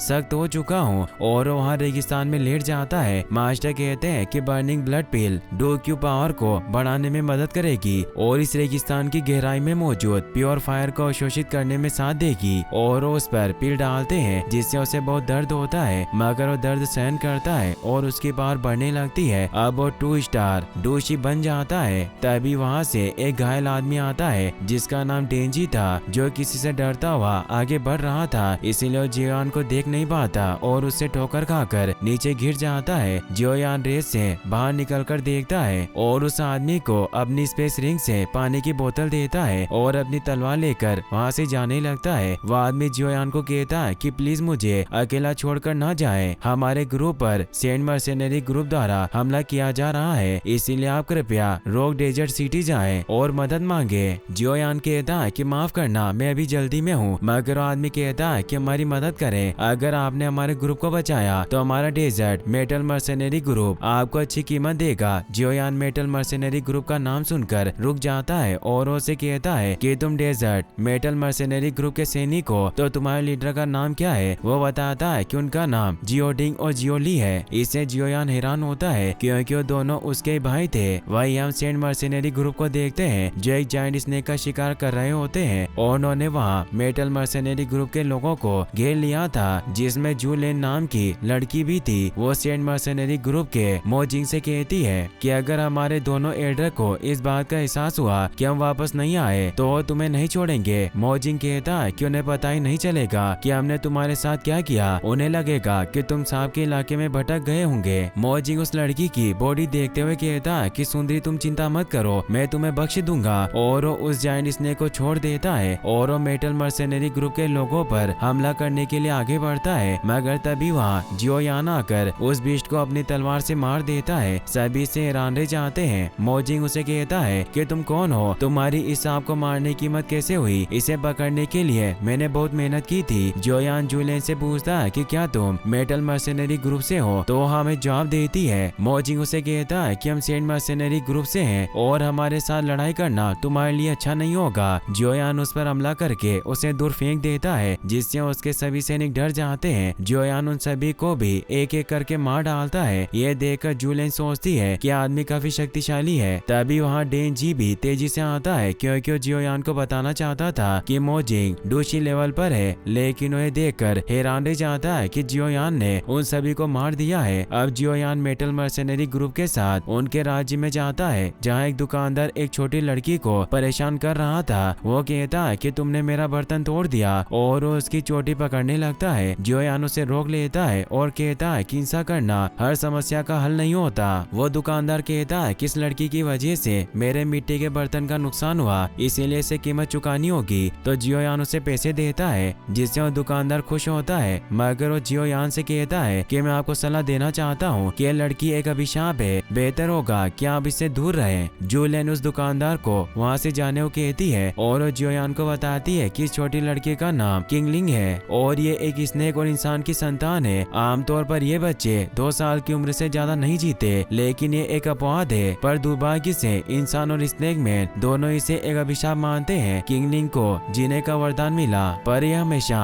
लोगों का मजाक बनती रही और लोग इसे तंग करते रहते हैं, परंतु हमारे दोनों चीफ ने इस पर दया दिखाई और इसे मेट के रूप में काम पर रख लिया। जियोयान किंगलिंग की उसके बिखरे हुए सामान को समेटने में मदद करता है। तभी जियोयान की नजर उस लड़की के हाथ पर बने स्नेक के निशान पर जाती है, जिससे वो लड़की उससे माफी मांगती है कि मैं आपको डराना नहीं चाहती थी। जियोयान उस लड़की का निशान देखता हुआ कहता है कि तुम्हारे हाथ काफी सुंदर है। किंगलिंग को जियोयान थोड़ा अलग लगता है। जूलेन जियोयान को अंदर दोनों चीफ के पास लेकर जाने लगती है। तभी रास्ते में सैनिक जूलेन से पूछते हैं कि डेंजी बता रहा था कि तुम पर सेंट मर्सेनरी ग्रुप के लोगों ने हमला किया, क्या तुम ठीक हो? जूलेन कहती है कि मैं ठीक हूँ, और क्या दोनों चीफ अंदर है? सैनिक बताता है कि दोनों चीफ ने जब जियोयान का नाम सुना तो वो तुरंत ऑफिस में आ गए। जूलेन जियोयान को बताती है कि दोनों मुखिया अक्सर तुम्हारे बारे में बात करते रहते हैं। तो जियोयान कहता है कि तुम्हें पता चल गया कि वो दोनों मेरे भाई हैं। फिर वो उसे उनका रूम दिखाती है। जियोयान वहाँ चला जाता है। वो जैसे डोर नॉक करता है तो जियोली दरवाजा खोलता है, जो उसका सेकंड ब्रदर था। वो उसे देखकर बहुत खुश होता है और कहता है कि मुझे विश्वास नहीं हो रहा कि तुम यहाँ हो। जियोयान कहता है कि मैंने आपको वर्षों से नहीं देखा, आप वास्तव में बड़े हो गए हो। अब वहाँ पर जियोडिंग भी आ जाता है। जियोयान कहता है कि बिग ब्रदर, आप पहले से भी ज्यादा हैंडसम और डैशिंग हो गए हो। जियोडिंग कहता है कि लगता है कि हमारे शहर छोड़ने के बाद से तुमने बहुत कुछ झेल चुके हो, पर लगता है कि अब तुम कड़ी मेहनत कर रहे हो। आज की रात हम बर्बाद नहीं होने देंगे और तुम्हारे आने की खुशी में जश्न मनाएंगे। फिर हम देखते हैं कि रात को वो तीनों साथ में खाना और ड्रिंक करने लगते हैं। किंगलिंग उन्हें सर्व कर रही होती है। जियोली बताता है कि हमने किंगलिंग को हमारे पास जगह दी, मगर यहाँ के आसपास के लोगों और सब जाति का इतिहास खराब है। वे किंगलिंग की कोई मदद नहीं करना चाहते, पर वो हमसे घृणा करते हैं कि हमने सांपों के खून वाली लड़की को हमारे बीच पनाह दे रखी है। जियोयान किंगलिंग को कहता है कि तुम बहुत हद तक मेरे जैसी हो। फिर वो उसके पास जाकर समझाता है कि दूसरे लोग क्या सोचते हैं, इसकी चिंता मत करो, बस याद रखो कि तुम किसी और के लिए नहीं जीते। जियोली कहता है कि तुमने बहुत अच्छी बात की, और वो किंगलिंग को कहता है कि आज हम पूरी रात जागे रहेंगे, इसीलिए तुम जाकर आराम कर सकती हो। वो उनके प्याले में ड्रिंक भरकर चली जाती है। जियोली कहता है कि जियोयान, अब तुम्हारी फिजिकल प्रॉब्लम सोल्व होती नजर आ रही है। ऐसा लगता है कि तुम अब डूशी यानी थर्ड लेवल पर पहुंच चुके हो। जियोयान कहता है कि मैं अचानक ट्रेनिंग के दौरान मेरी रैंक टूट गई और 2 स्टार डूशी बन गया।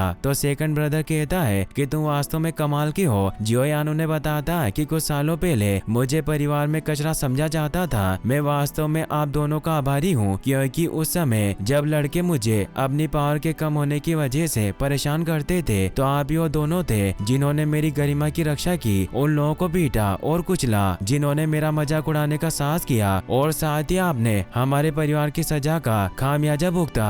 फिर भी आप मुझे देखकर मुस्कुरा रहे हैं। जियोडिंग उसे कहता है कि जियोली हमेशा मुझसे शिकायत करता था कि मैं तुम्हें अपने साथ क्यों नहीं लाया, लेकिन हम जियामा साम्राज्य में अपनी यात्रा के दौरान कई बार लगभग मारे जाते। यदि मैं तुम्हें अपने साथ ले आता तो यह तुम्हारा अपमान होता। परिवार के साथ रहकर तुम कम से कम पापा का ख्याल तो रख ही सकते थे। जियोली कहता है कि अब सब कुछ ठीक है, इसीलिए हमें अतीत पर ज्यादा ध्यान नहीं देना चाहिए, और अभी अच्छा है कि जियोयान को कोई तंग नहीं कर सकता। अगर ऐसा होता तो हम वापस आकर उन कमीनों को अच्छा सबक सिखाते। जियोडिंग कहता है कि तुम्हें बस इतना याद रखना है कि हम सगे भाई हैं, और जब मैंने और दूसरे भाई ने डेजर्ट मेटल मर्सेनरी ग्रुप की स्थापना की तो हम फ्यूचर में तुम्हारे रहने के लिए एक जगह बनाना चाहते थे, इसीलिए तुम भी हमारे साथ जुड़कर इस ग्रुप का हिस्सा बन सकते हो। जियोयान उन्हें कहता है कि मुझे आपके साथ रहना अच्छा लगता है, लेकिन 3 ईयर एग्रीमेंट कुछ ही महीनों में खत्म होने वाला है। जियोली कहता है कि नालन के यूनलेन सेक्ट ने यह सही नहीं किया, उसने एक मजबूर पिता के बेटे से सगाई तोड़ी। जियोयान कहता है कि मैं अपने स्तर पर इस मामले से निपट लूंगा, आप मेरी चिंता किए बगैर अपनी सेना का निर्माण जारी रखें। अगर मुझे एक दिन किसी बड़े व्यक्ति से परेशानी हुई तो मदद के लिए मैं आपको याद जरूर करूंगा। फिर उन्हें यह भी बताता है कि टेकर रेगिस्तान में मेरे सफर का उद्देश्य एक हेवनली फ्लेम को हासिल करना है, और उन्हें बोर्डों का मैप दिखाता हुआ कहता है कि हेवनली फ्लेम के 3 जगहों पर मिलने के चांस हैं, पर मुझे लगता है कि रॉक डेजर्ट सिटी के आसपास के इलाके में हेवनली फ्लेम मिल सकती है, मगर मैं उन इलाकों से परिचित नहीं हूँ। जियोडिंग उसे कहता है कि यूनलेन सेक्ट एक फॉर्मिडेबल ग्रुप है जिससे निपटना आसान नहीं होगा, इसीलिए तुम अभी यहाँ क्यों नहीं रुक जाते, जिससे हम सबको संभाल लेंगे और तुम्हें ज्यादा मेहनत भी नहीं करनी पड़ेगी। जियोयान उन्हें कहता है कि अगर ऐसा है तो आपके पास तैयारी करने के लिए पर्याप्त समय नहीं होगा। जियोली गुस्सा होता है कि तुम अभी भी जाने की जिद कर रहे हो हो, जबकि हमने तुम्हारे लिए यहाँ पहले ही बहुत कुछ तैयार कर लिया है। जियोयान उन्हें कहता है कि भाई मैं आपके नेक इरादों की कद्र करता हूँ। जियोली इससे गुस्से में अपने पावर को एक्टिवेट कर लेता है और जियोयान पर हमला करता है, मगर जियोयान उसके हमले से बचता हुआ बाहर आ जाता है। सभी से हैरान हो जाते हैं कि वो दोनों क्यों लड़ रहे हैं। जियोली उस पर अपनी triple lighting arc dance power से हमला करता है, मगर जियोयान अपनी तलवार से उसके हमले को रोक लेता है, लेकिन उस पर दोबारा हमला करके उसकी तलवार को दूर फेंक देता है और उसकी तरफ बढ़ता है। तो जियोयान भी अपनी एक्सप्लोडिंग स्टेज पावर को एक्टिवेट करके जियोली की तरफ बढ़ता है और उसकी स्पीड को मैच कर पा रहा था, जिससे वो भी हैरान रह जाता है। जियोयान उसके हमले से बचता हुआ उस पर हमला करने को तैयार होता है, मगर वो दोनों एक दूसरे पर हमला नहीं करते। जियोयान अपने भाई से पूछता है कि आपने मुझ पर हमला क्यों किया, तो हंसता बताता है कि मैं सिर्फ तुम्हारा टेस्ट ले रहा था। जियोडिंग उसे कहता है कि भाई तुमने हमें अपनी पावर से विश्वास दिलाया कि तुम में दम है, और अपने ग्रुप के सभी लोगों से कहता है कि हम जियोयान की उसके मिशन में पूरी मदद करेंगे। जियोयान इससे खुश होता है। तभी किंगलिंग को कुछ होने लगता है और उसकी आंखों में अजीब सा त्रिकोण दिखाई देता है। जियोयान अपने दोनों भाइयों को वापस हेवनली फ्लेम का मैप दिखाता है, जिसे देखकर जियोडिंग कहता है कि मैंने इतना डिटेल मैप आज से पहले कभी नहीं देखा, और वो डिस्कस करने लगते हैं कि हेवनली फ्लेम इन तीनों पॉइंट में से किस जगह हो सकती है। तभी वहाँ किंगलिंग उनके लिए चाय लेकर आती है और वो उन्हें हेवनली फ्लेम के लिए चिंतित देखकर बताती है कि रॉक डेजर्ट सिटी के पूरी भाग के आसपास कुछ असामान्य है, जिसका मुझे एहसास होता है। जियोडिंग उसे कहता है कि क्या तुम्हारे पास कोई खास तरह की एबिलिटी है। किंगलिंग कहती है कि मुझे नहीं पता, और वो जियोयान को बताती है कि आधे साल पहले रॉक डेजर्ट सिटी के बाहर एक अत्यंत पावरफुल प्राणी दिखाई दिया था। उस जीव की गंध कुछ कुछ मेरे शरीर के रक्त के समान थी, इसीलिए जब सेंट मर्सेनरी ग्रुप के लीडर ने उसका पीछा किया तो उसे बुरी तरह से पीटा गया। वो तीनों इससे हैरान होते हैं। जियोडिंग कहता है कि सेंट मर्सेनरी ग्रुप का लीडर दाडूशी यानी 4th लेवल पर है। इसका मतलब जिस भी प्राणी ने उसे पीटा होगा वो कम से कम डुवेंग यानी 6th लेवल पर होगा। जियोली कहता है कि वो मेडुसा हो सकती है, क्योंकि किंगलिंग ने कहा कि उसके खून की खुशबू उसके जैसी थी। इससे जियोयान परेशान होता है। जियोली बताता है कि मेडुसा बहुत असामान्य है और वो अभी रॉक डेजर्ट सिटी के आसपास भटक रही है। किंगलिंग बताती है कि 6 महीने पहले वो अचानक रॉक डेजर्ट सिटी के पूर्वी हिस्से में आई थी और उस रात वहाँ की ऊर्जा अत्यंत तीव्र हो गई थी। साथ ही मुझे ये भी याद है जब वो चली गई तो वो बहुत घायल लग रही थी। जियोयान उसे कहता है कि क्या तुम अभी भी उस ऊर्जा को महसूस कर सकती हो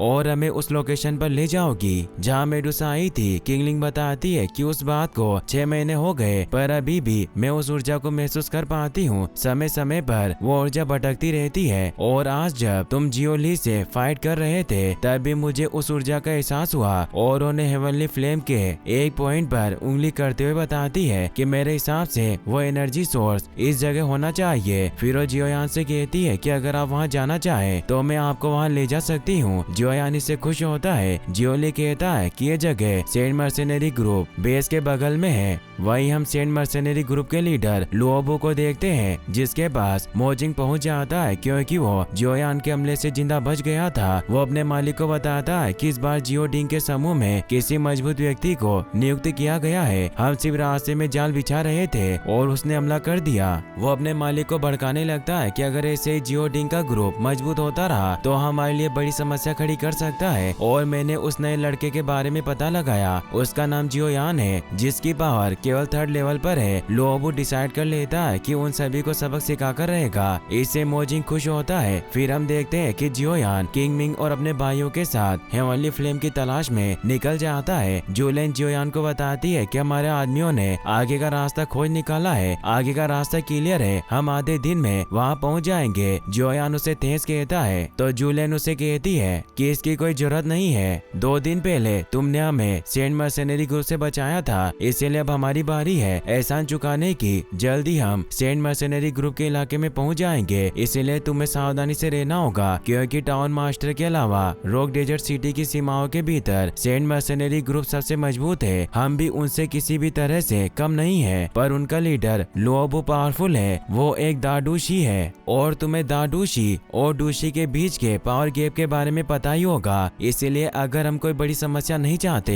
तो हमें उससे पंगा नहीं लेना चाहिए। अब वो ऐसे ही चलते चलते काफी आगे पहुंच जाते हैं। किंगमिंग जियोयान को बताती है कि वो जगह बस आगे ही है और अब लोबो उस जगह पर आ जाते हैं जहाँ से किंगलिंग को एनर्जी महसूस हो रही थी, मगर वहाँ आसपास कुछ नहीं होता। इसीलिए जियोयान किंगलिंग से पूछता है कि क्या है वास्तव में यही जगह है, तो हमें जवाब देती है। जियोडिंग सोचता है कि यहाँ कोई स्पेशल स्ट्रक्चर और असामान्य गुफाएं नहीं है, पर किंगलिंग को लगता है कि वही जगह है जहाँ हेवनली फ्लेम हो सकती है, तो जरूर इस रेत के नीचे ही वो जगह छिपी होगी। जियोयान कहता है कि बड़े भाई, आपके कहने का मतलब है कि वो जगह अंडरग्राउंड है। जियोडिंग कहता है कि हमारे लिए उस जगह का खोजना ज्यादा मुश्किल नहीं होगा। हमारे ग्रुप में बहुत अच्छे स्काउट्स हैं जो ये काम अच्छे से कर सकते हैं, और जू लेन से अपने आदमियों को वहाँ बुलाने को कहता है। सभी अब काम पर लग जाते हैं। जियोली अपने भाई से कहता है कि अगर हम यहाँ खुदाई करेंगे तो सेंट मर्सेनरी ग्रुप शांत नहीं रहेगा। जियोयान कहता है कि कोई चिंता नहीं है, आप लोग बस उस सीक्रेट पैसेज की तलाश करें, उन सेंट मर्सेनरी के लोगों को मैं संभाल लूंगा।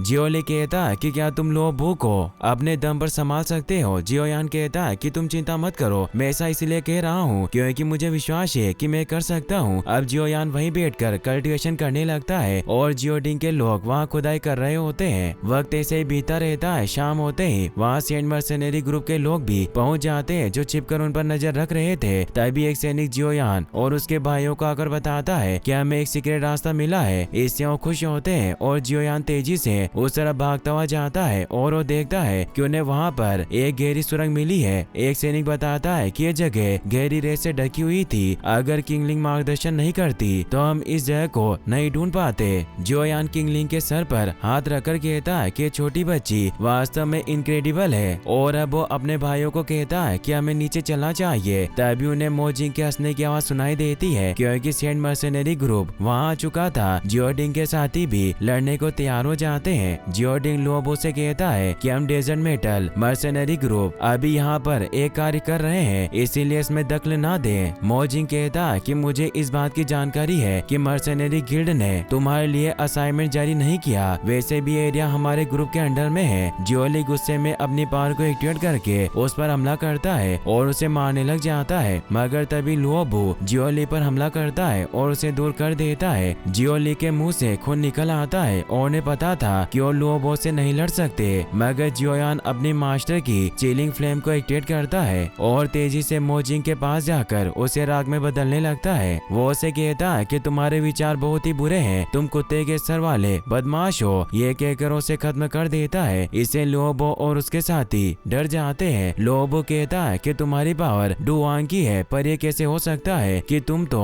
अभी 20 साल के भी नहीं हुए। जियोयान उसे कहता है कि तुम मेरी बातों को याद रखो, हमारे काम में दखल मत दो। वो सर झुकाकर जियोयान की बात मान लेता है और कहता है कि महाराज जैसा आप कहेंगे हम वैसा ही करेंगे, हम डेजर्ट मेटल मर्सेनरी के कारोबार में कोई दखल नहीं देंगे। जियोयान किंगलिंग के पास आता है और उससे पूछता है कि क्या तुम इस रास्ते में मेरा मार्गदर्शन करोगी। किंगलिंग मान जाती है तो जियोयान उसे अपनी गोद में लेकर नीचे कूद जाता है। डिंग भी अपने सैनिकों को लेकर जियोयान के साथ जाता है, मगर जियोली वहीं रुकता है ताकि लोबो उनके लिए कोई परेशानी खड़ी ना कर सके। जियोयान और उसके सभी साथी तेजी से नीचे जाने लगते हैं।